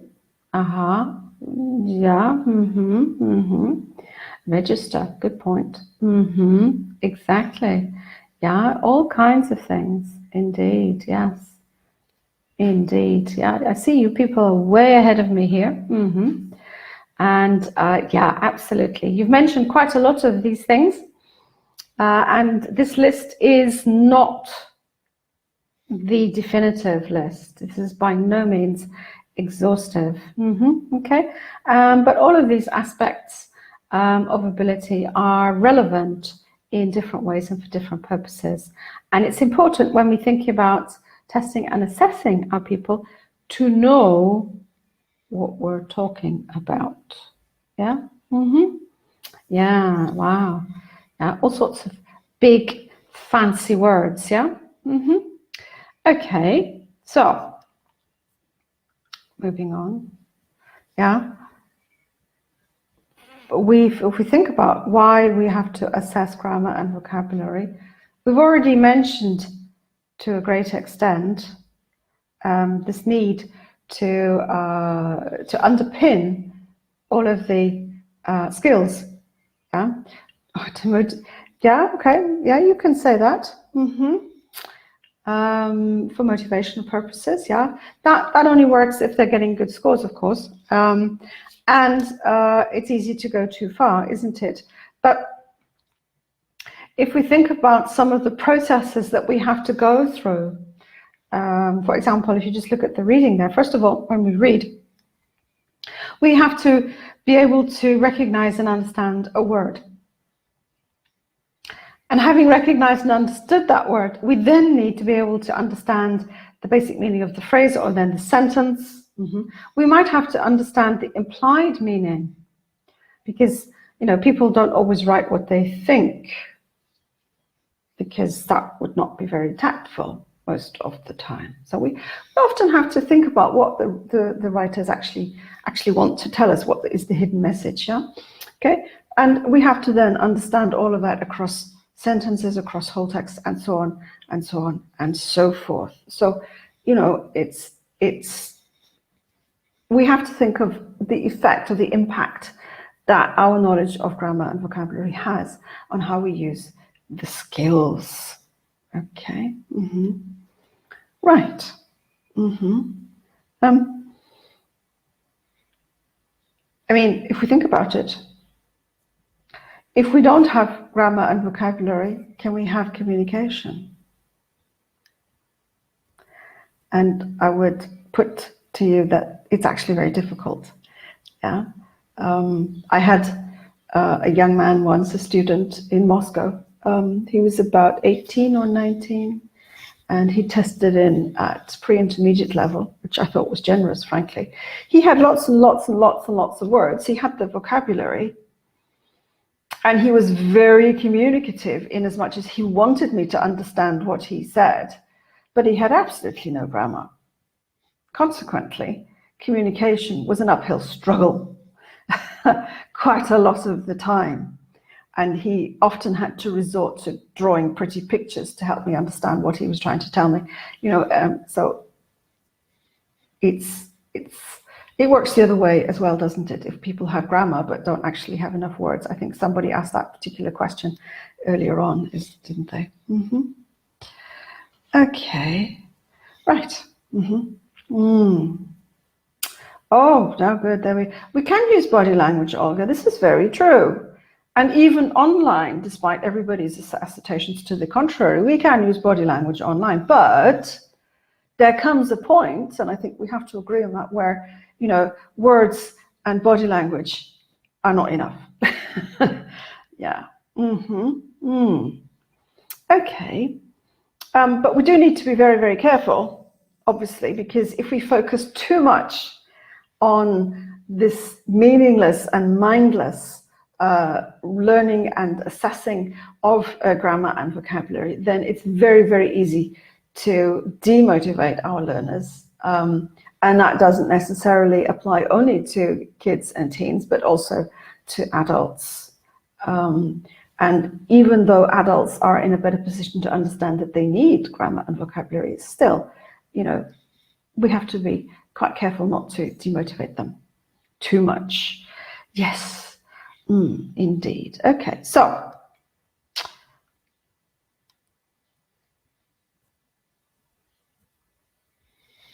we suggest that you might test grammar and vocabulary directly or indirectly. And let me explain that a little bit. So you can see in front of you standard multiple choice close.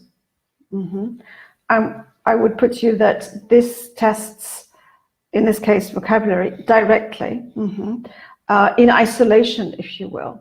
Okay, rather than this next one. Okay,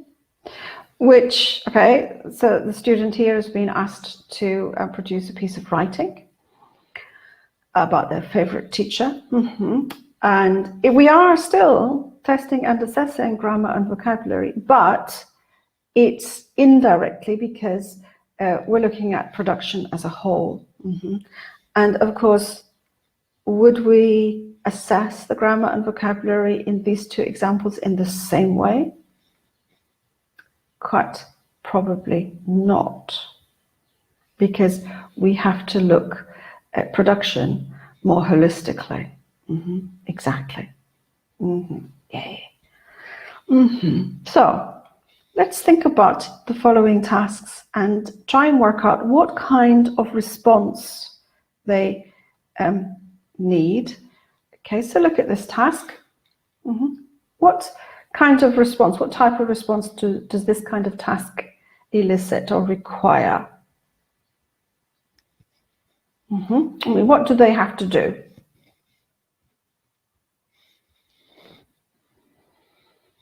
It is testing, yeah, absolutely. We're testing directly in isolation. We have to choose the correct option. We're testing collocations, absolutely, absolutely. Okay. Do they have choices? They have choices, but is it productive?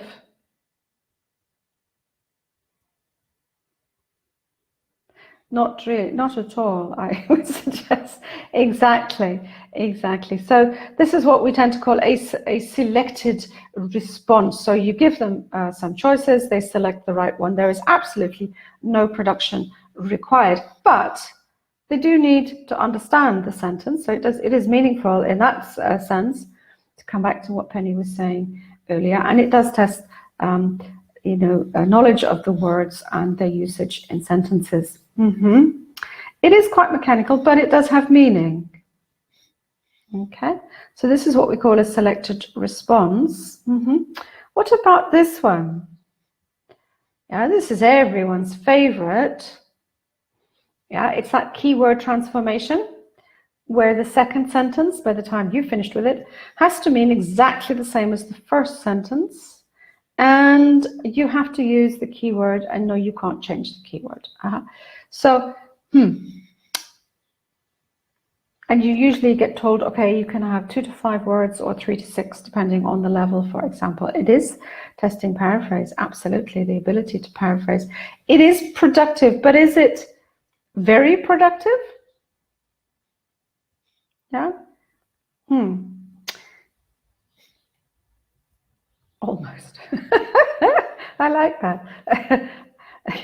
So it is still limited. Thank you. Thank you for that person. Okay, it is still limited. It's limited. It is production. You're absolutely right, but this is limited production, and as such, is it? Am I testing directly or indirectly?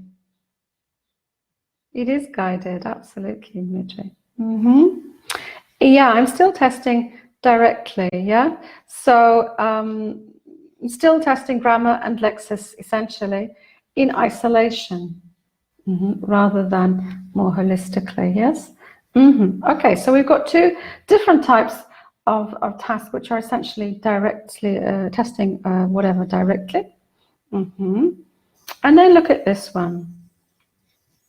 Okay, so it's a writing task. The students or the learner has been asked to write an article here. Is this testing language directly or indirectly? Absolutely. Absolutely. Yeah. It's testing indirectly. And as somebody has already mentioned, it's production, it's extended production in point of fact. You're giving a task, you're suggesting a context, but the learner has got to produce everything on their own. Yeah. So is this more holistic kind of view? Are an excellent task. Well, I'm glad you think so. The point being, we are going to assess grammar and vocabulary for this kind of writing, yes? But are we going to look at only the grammar and vocabulary?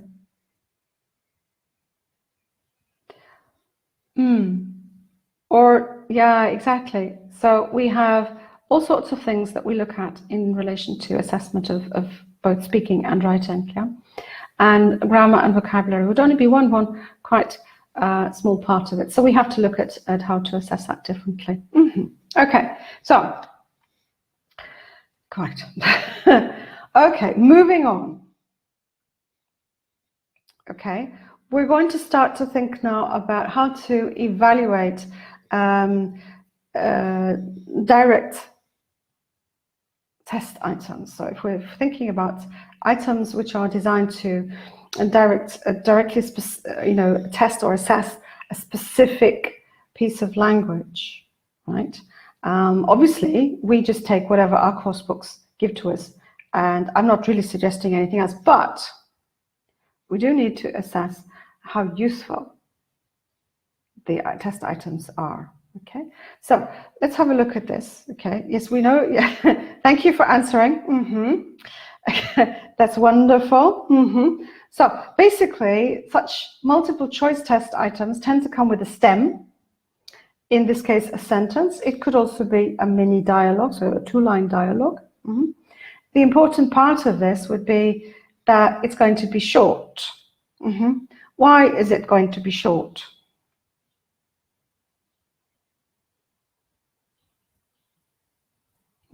People are too busy answering the question. So we know it's 4. Come on, let's get over ourselves. Yes. Yeah, to avoid misunderstanding, getting close there. Because if I make the stem too long, then it turns into a kind of a reading test, and that's what I want to avoid. I want to know something specific about my learner, and I want to know whether they have an understanding of prepositions of time, duration. So I'm not going to make my stem too long, am I? What I am going to do, I'm going to provide, in this case, 4 responses, usually 3 or 4 responses, of which clearly 3 are going to be distractors, and there's going to be 1 which is the key. Note about not to get bored. Nice try. But yeah, there would be other rationales. Okay, so these 4 responses, what do you notice about the 4 responses?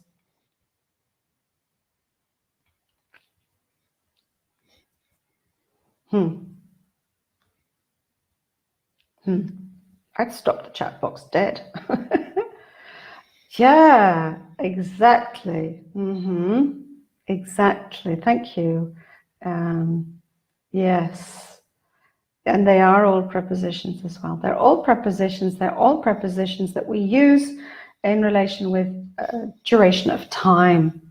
And consequently, for our learners, all reasonable responses. And this is the thing, if I want to test whether my learners really understand how to use their prepositions of time duration, then I'm going to have to be quite specific about my test items. Yeah? And that's the whole idea. If I want to know exactly how much they know or understand or can use of any specific language items, then I'm going to have to be very, very specific with my questions. Yeah? Okay.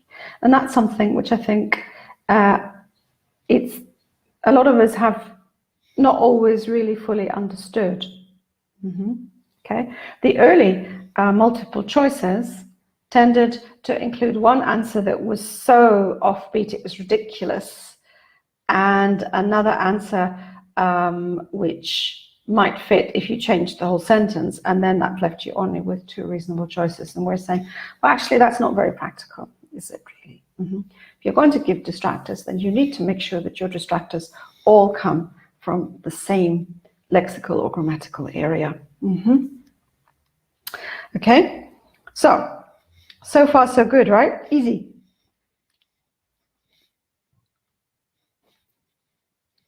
So off you go then. Look at this test item. And I'd like you to think about whether you think this is a good or a bad example.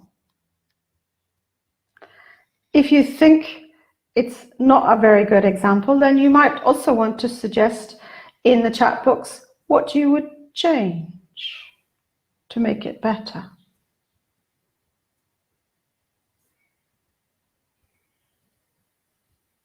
Ludmila, I appreciate Americans use prepositions differently. But let's not worry about minor details at this stage.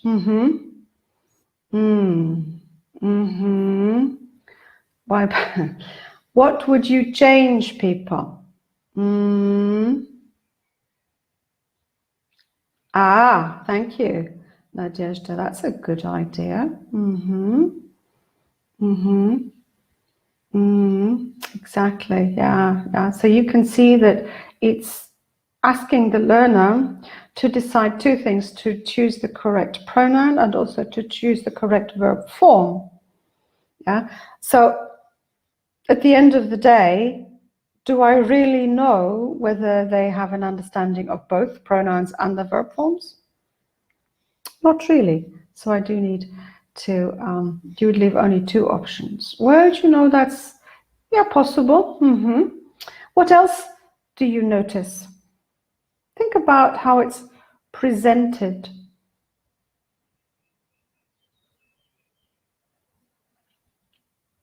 Does it look, I mean, is it easy to work out? Are there not lots of A's and B's and all sorts of things? Yeah, and what is a modem? Do your learners know what a modem is?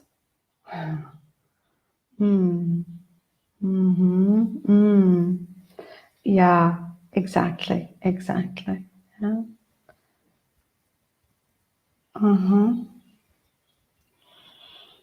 Is that better?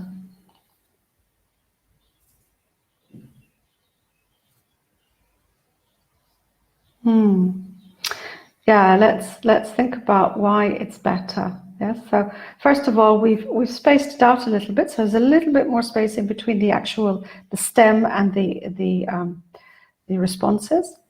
We've also, because it's a mini dialogue, given these people names, not because it's in any way important, but simply so that it's easier for your learners to understand what's going on, to understand, okay, this is a dialogue, and it's then easier for them to make reasonable choices. Okay, modem, yeah, is ancient and prehistoric, and consequently you'd need to check. Some textbooks are outdated. Some textbooks are outdated before they're even published. And then also in different contexts will have different uses for certain types of technology. For example, my friends here in Germany are amazed to hear that the Russians do not actually buy DVDs anymore and consequently don't have a DVD player and so on and so forth. Whereas Russians are like, okay, these Germans are in the dark ages because they're still using DVDs. Yeah, okay, so you've got to think about that, and a webcam is possibly used in a much, much wider context than a modem. So your course book may offer you choices that you think are inappropriate for your learners. Fine, change it. That's what we need to look at. Yeah, okay. And as everyone has already noticed, yeah, we've taken out the pronoun issue. We've added the pronoun now to the stem so that all the learner has to do you, Victoria? Good for you. Well done. But yes, all the learner now has to do is to make a choice about the verb form.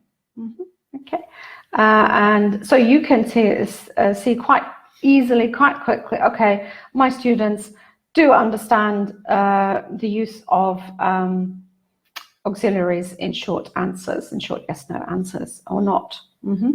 Yeah, if you wanted to check whether they can translate webcam into it, computer into it, or they, or he, or she, or whatever, then that would be a slightly different way around. So you'd have to leave out the pronoun in the stem, give the verb form, and then give them responses, which would be pronouns. So yeah, it does depend to an extent on the student's level, but at any level, and I would make this point quite determinedly, at any level, the whole point of doing this kind of testing of grammar and vocabulary is to find out what the students can and cannot do, and therefore to help them progress, and also to inform our own teaching. And if I have a test which is inconclusive because I don't know whether I need to focus on pronouns or verb forms, that's not helpful. Yeah, so we need to think about things like that. Yeah? Okay, right. Here's another example. Okay, have a look at that. We've got names. It's better spaced. Does that make it good? Do you think it's a good example?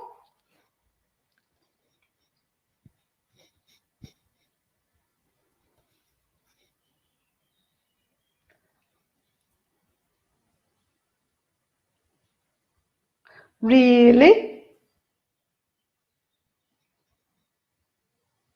Ooh, no, there's a nice word, ambiguous.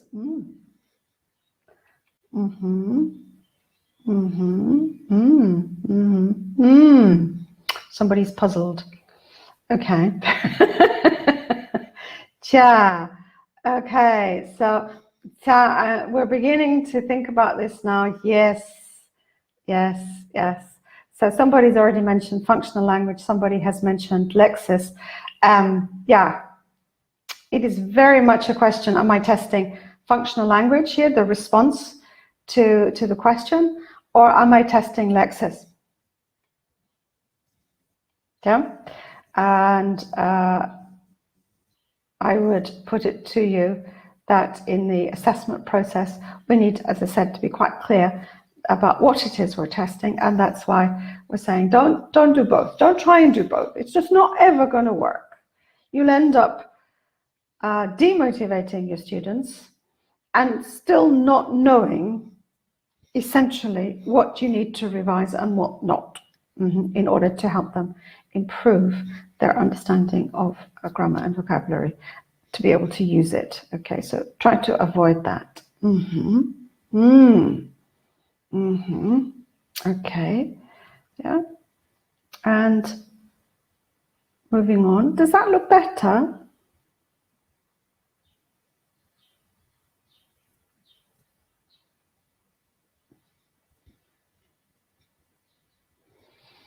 Why?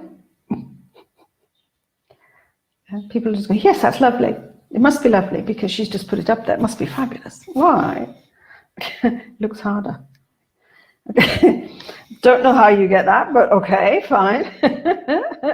It is testing only the grammar point now, or it's actually functional language in a sense.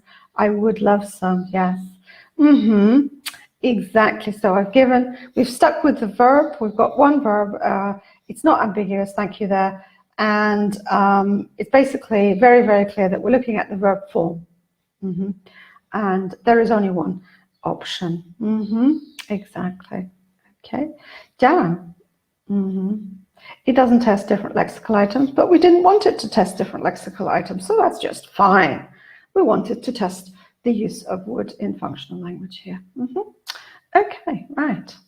Olga raises a good point. This is very true. Nothing is guaranteed, but on the other hand, you know, we have to start somewhere, and I think we'll agree that this is a much more realistic way to assess what students can and cannot do, and to encourage them to produce the correct forms from time to time, just occasionally.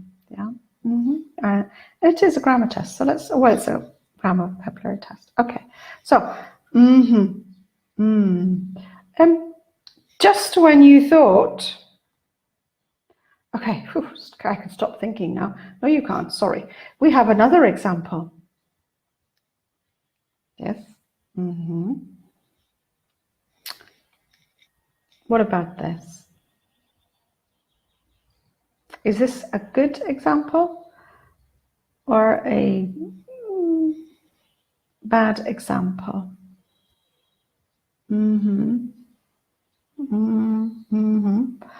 Oh, yes, thank you. Yeah, confusing. It's very nice. Yeah. Why is it bad?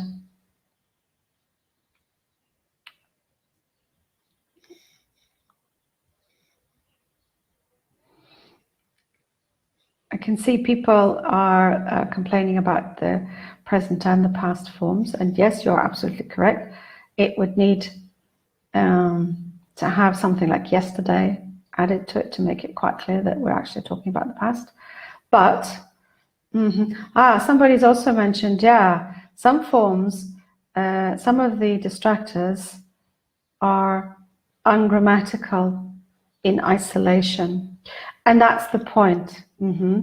Obviously, distractors will be incorrect or inaccurate when put into the stem, and that's fine. That's what we want to achieve. But they should not be inaccurate in themselves in isolation. So didn't go is fine. Don't go is also possible. But you would never ever see didn't, went, and don't went. And we know that. And the brighter students will also know that. So that obviously reduces the options, which, you know, okay, fair enough. But I'm sure there are other things that you can be testing there.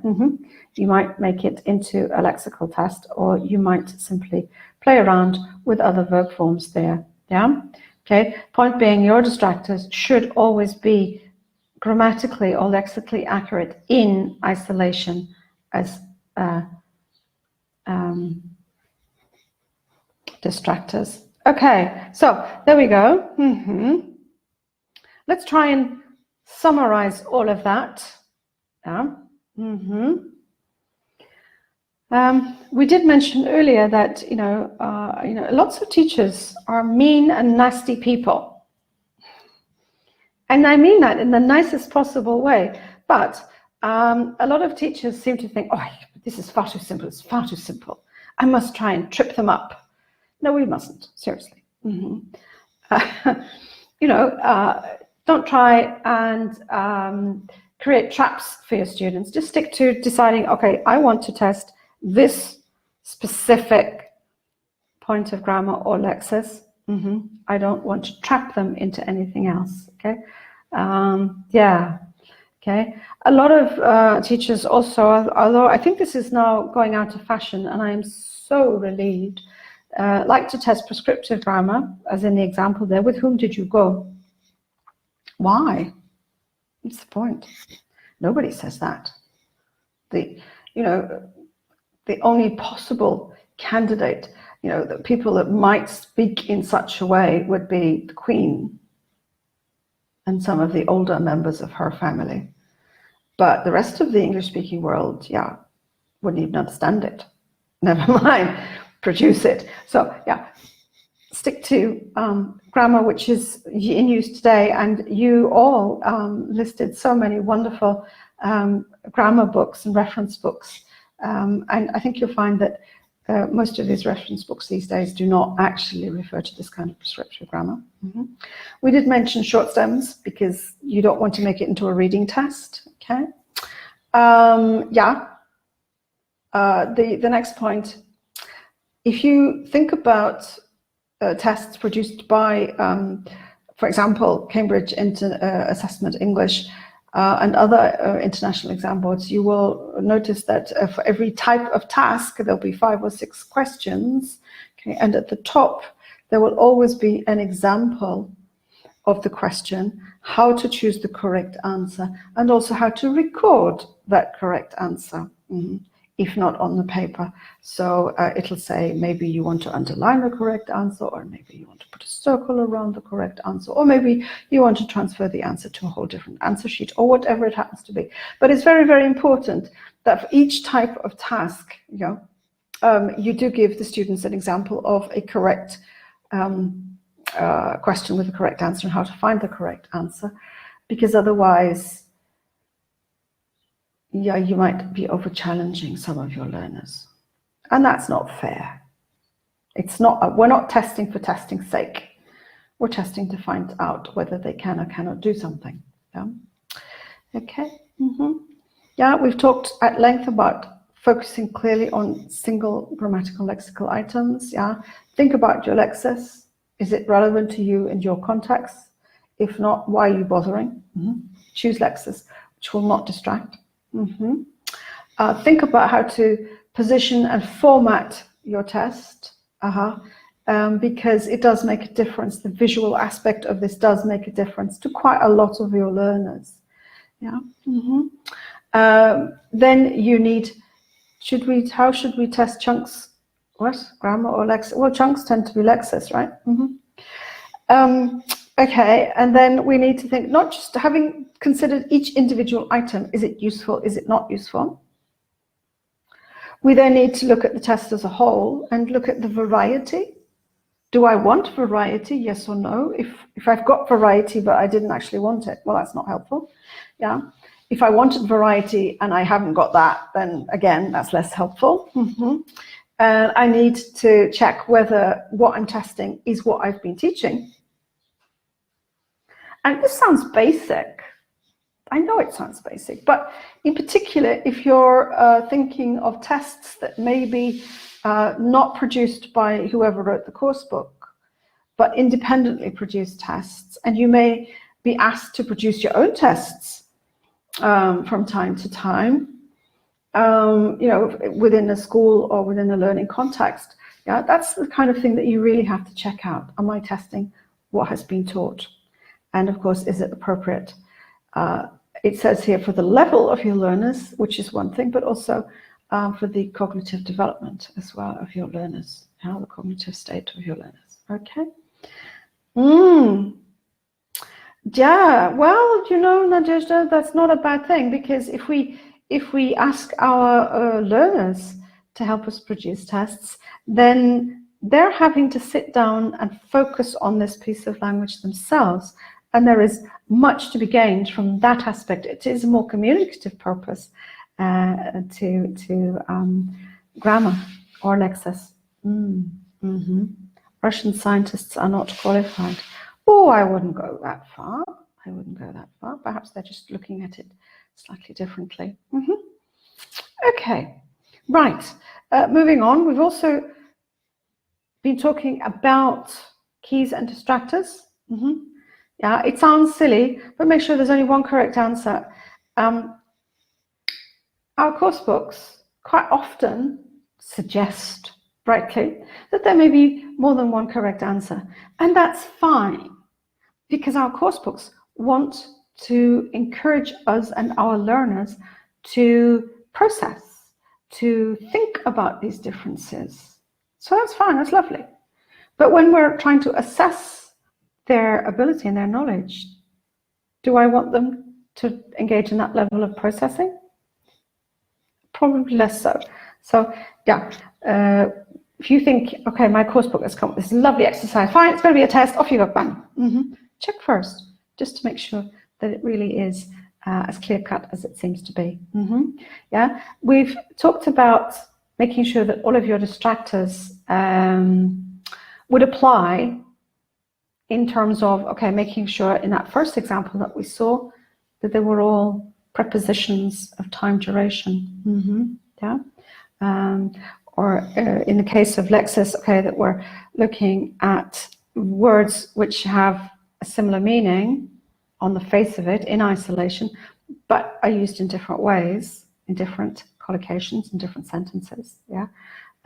There's no point in trying to test Lexis with a multiple choice closed text and then to add words in there which simply do not mean the same thing. Yeah, okay, remember ungrammatical responses in isolation, not a good thing. And don't use distractors also, again, because we teachers are mean and horrible people. Sometimes we include distractors which would reflect grammar that they haven't learned yet. And that's not fair, is it? Okay, it's not telling you anything. Okay, yeah, there are one or two guidelines there for the response format. Yeah, I think the bottom one is the most important. Avoid putting the same word in the response if it can be put in the stem. There's just no point. Exactly. Okay, right. So the upshot of all of that is, seriously, creating this kind of multiple choice test is really not that simple, right? Not impossible, but we have to think of a few things. And having created my test, how am I going to score it? There's a question on your screen right now. Go for it, people. Yeah. If I have a selective response item, as in something is true or false, or is a very clear-cut multiple choice, and so on and so forth, how are you going to score that? Points. Yes, what points? You're going to give them 1 point, 2 points, no points, a tick and a smile. What are you going to do? Okay, right. Okay, fair enough. So here, Anna is mean. She's only going to give her half a point. However many points you give, then clearly it's going to be the same amount of points for each. Exactly. So if it's correct, you get the point. If it's not correct, you don't get the point. It's really quite simple. And at this point also, spelling tends to be important. If you've been asked them to produce one word, then you need to think about that. Okay, true, false, 0.5, multiple, 1 point. That's a very interesting statement. I would suggest that whatever you're doing, you would give an equal amount of points. So either you give everything 1 point, or you give everything 2 points, or you give everything 0.5 points, whatever. 0.5, seriously? You want to create mathematical difficulties? Yeah, but yeah. Okay, so this is what most people would do. If it's incorrect, 0 points. If it's correct, let's give them a point. Yoo-hoo. Right. What about something like this? So the limited production item, where we've got, to paraphrase, essentially, we've got this completion. Okay, if you read the instructions, how are you going to score this? 1 point? 2 points? 3 points? For what exactly?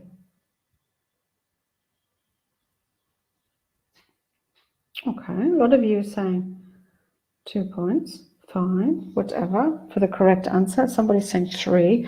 Nobody has yet told me quite.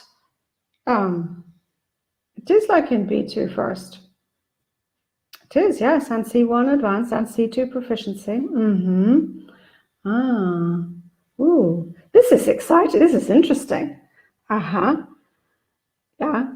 Some of you are very generous, and some of you are quite vague, and some of you just mean. Anybody giving any poor learner less than 1 point for anything is just mean. I'm sorry, but okay. You've got 5 words to produce. Okay, they used to give 2 points for 2 correct halves. They still do, if they is Cambridge Assessment English. Yeah, so my point is 2 points for what precisely?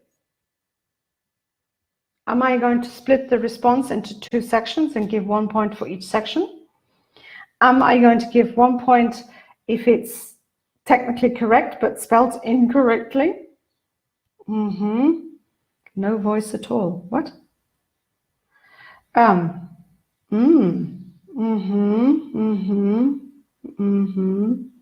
if you're going to split it into 2 parts randomly?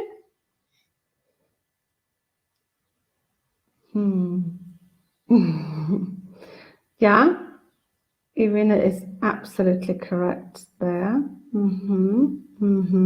Yeah. Okay. So basically, I think this next slide makes it quite clear. You can see there's a line down the middle there. So basically, what Cambridge Assessment English recommends is 1 point for each half of the sentence, and it's usually divided in, use of the keyword followed by how it fits into the sentence. Right? So yes, in favor of, thought it would be a good idea. Okay, so that's your keyword in there, with the idea that it's in favor of a good idea. Okay, and then the other point for how it fits into the sentence, what comes after that. Okay, and in this case, the infinitive with to. Okay, and at this stage also, Cambridge Assessment English recommends that we do look at spelling, because spelling at word level can be important, can change meaning. And although these are very simple words, but sometimes they deliberately ask people to produce the word, for example, accommodation, which everybody spells incorrectly. It may seem mean, but the principle is that as far as if we're assessing grammar and lexis, part of the lexis, as we have already stated, is knowing what the word looks like. And if I don't produce it in the same way, then it may well be a different word. Such is the difficulty with English, as we well know. Yeah. Thank you, Olga. That is perfect. Even native speakers, absolutely. Native speakers are horrible at spelling, and seriously inadequate and incompetent when it comes to lexis and grammar as well. Okay, right. Good. So this is one way of thinking about this. So,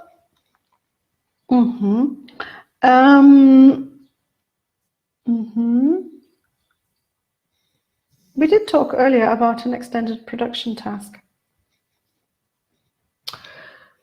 How would you, in that part, how would you assess or score, shall we say, how would you score grammar and vocabulary in a piece of writing or a piece of speaking? Oh yes, mischievous. Such an underused word. Such an underused word. Okay. Criteria, at least. Yeah. Okay. Would anyone be tempted to focus on grammar and vocabulary and to underline things and to count errors? Yes.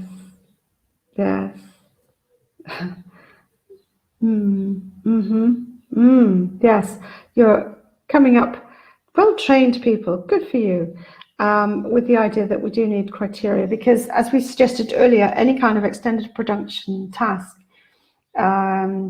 is going to be viewed more holistically in terms of the grammar and the vocabulary. Yes, we need it. Yes, we need it in order to make sense, to convey a message. But little errors here and there are not really necessarily going to change that message, and we only worry about it when they do. Register becomes more important, doesn't it, as well? Okay, so we would be thinking of using the criteria. You can see on your screen ahead of you the full criteria for writing at B2. And there are similar criteria published for the speaking. And these criteria are available in the handbooks for all levels, from pre-A1 starters right up to C2 proficiency.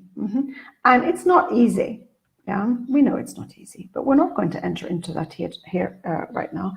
It gives you that kind of quite concrete, in its own little way, quite concrete statement there. A range of everyday vocabulary appropriately,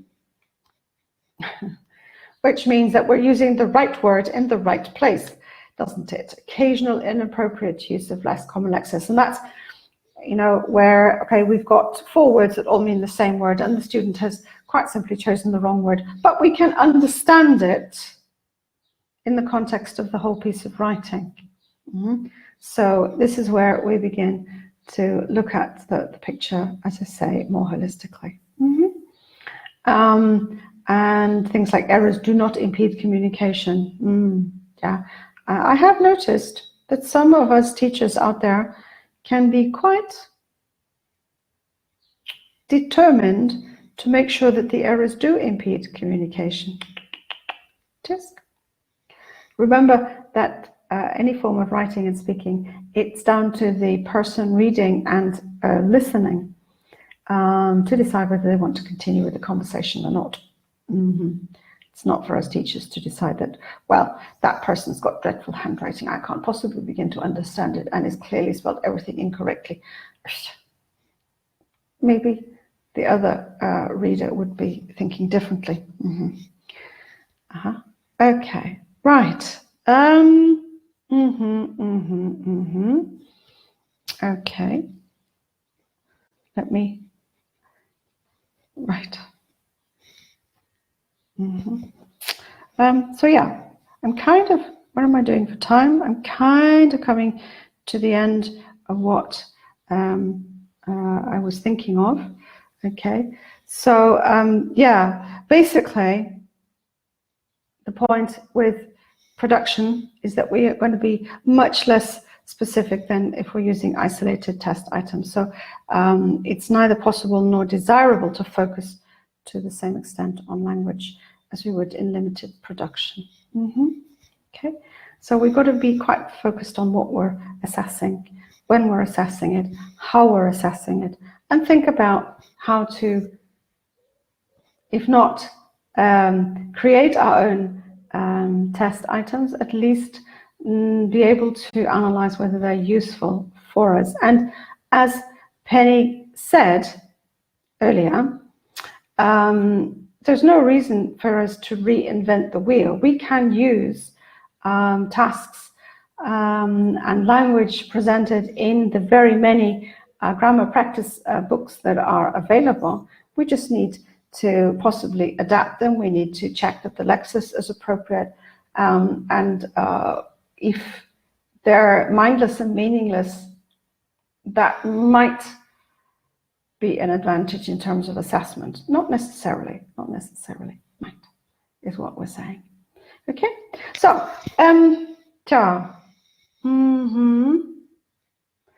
I'm going to suggest that now is the time to take questions in the chat box. Are we getting the presentation? Oh, that's Julia's question. I have no idea. I just know it's being recorded. That's all I know. Okay, never took. Yeah, well, exactly. The course book writers, do you know? And they're just not being paid in the same way that they used to be paid. And you've got editors in the middle of it, and all kinds of things happening there.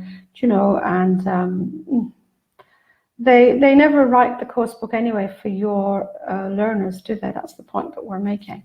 We always have to constantly analyze what the course book is trying to make us do. And trying to think about everything should be adapted. At least, if not adapted, then considered, I think, is what we have to think about what we're doing.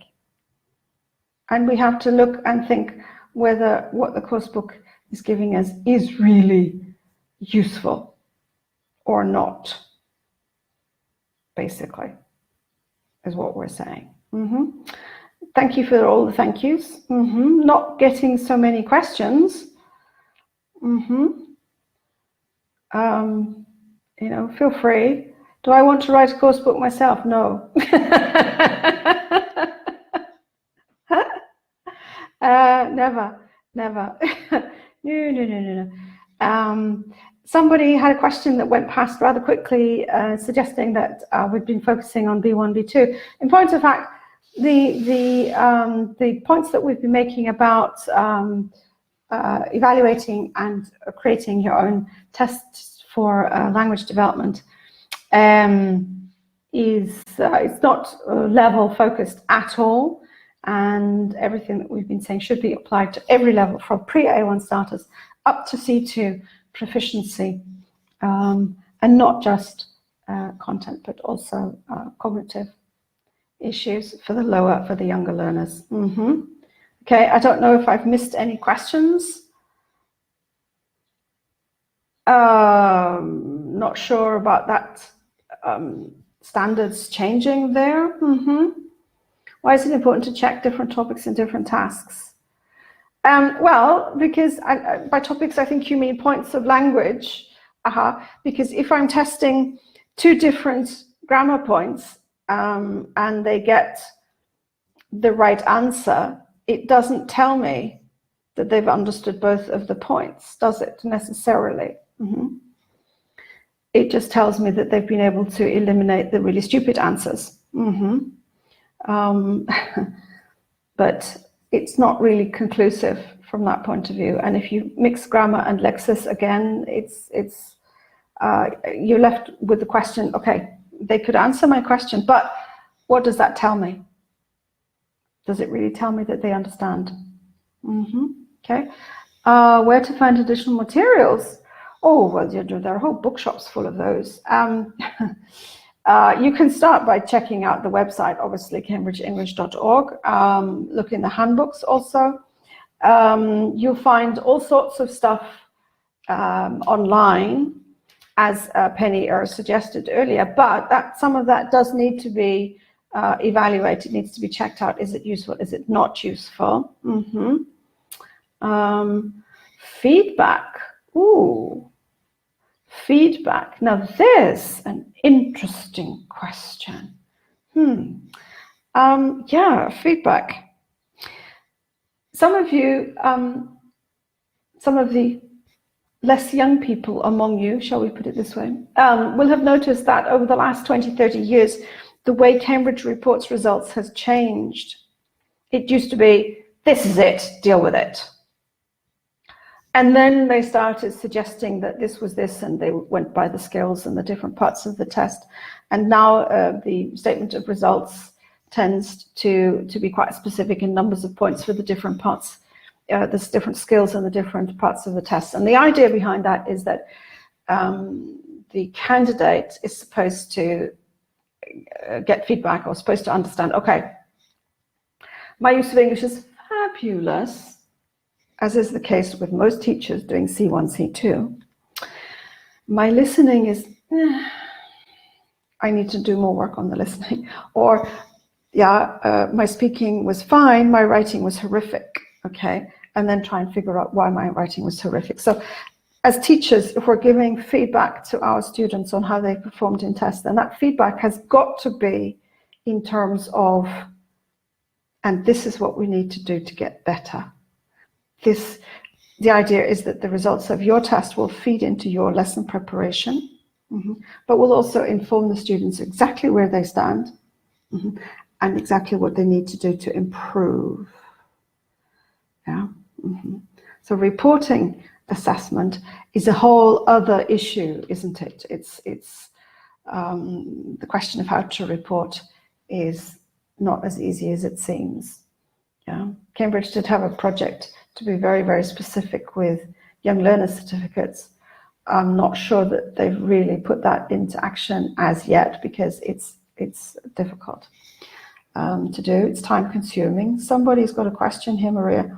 Online quizzes and online platforms like Kahoot and Wordwall and also Quizlet would rank highly among some of my favorite additional websites, because you can use them online, you can use them also in the classroom.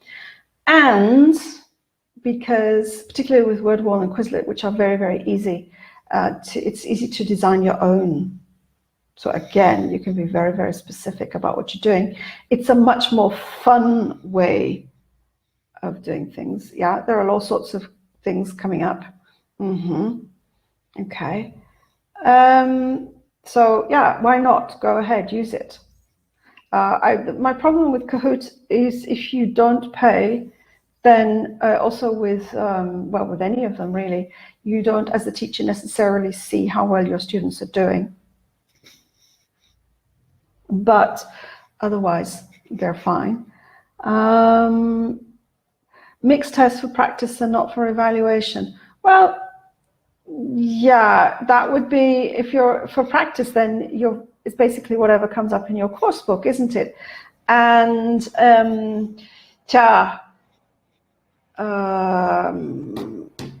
the thing about that, whoops, some helicopter's just about to land on my roof, I think, sorry, is that it's part of the lesson. And so during the lesson, you probably want your students to think and to process stuff in more detail, in more depth than you would with a test. That's the idea. I think it's a good idea to make that difference. So during your lessons, you don't want to over-challenge them. As long as it fits into your lesson, go for it. If it doesn't, yeah. Okay. Tatiana, oh, thank you. Tanya, thank you very much. I miss Moscow a lot, although I'm very happy not to be there in 35 degrees. I will be quite honest. But yes, I do miss Moscow and Russia a lot. And it seems that it's going to be quite a while before I can get back there, which is quite a shame, really. These people in Germany, they don't deal with the heat well, they don't deal with the cold well, they don't deal with many things very well, but never mind. Anyway, any more questions? Apparently not. So it's probably time for Julia to come back to us and to finish up the whole thing. Thank you for your kind comments. I'm glad you found it useful.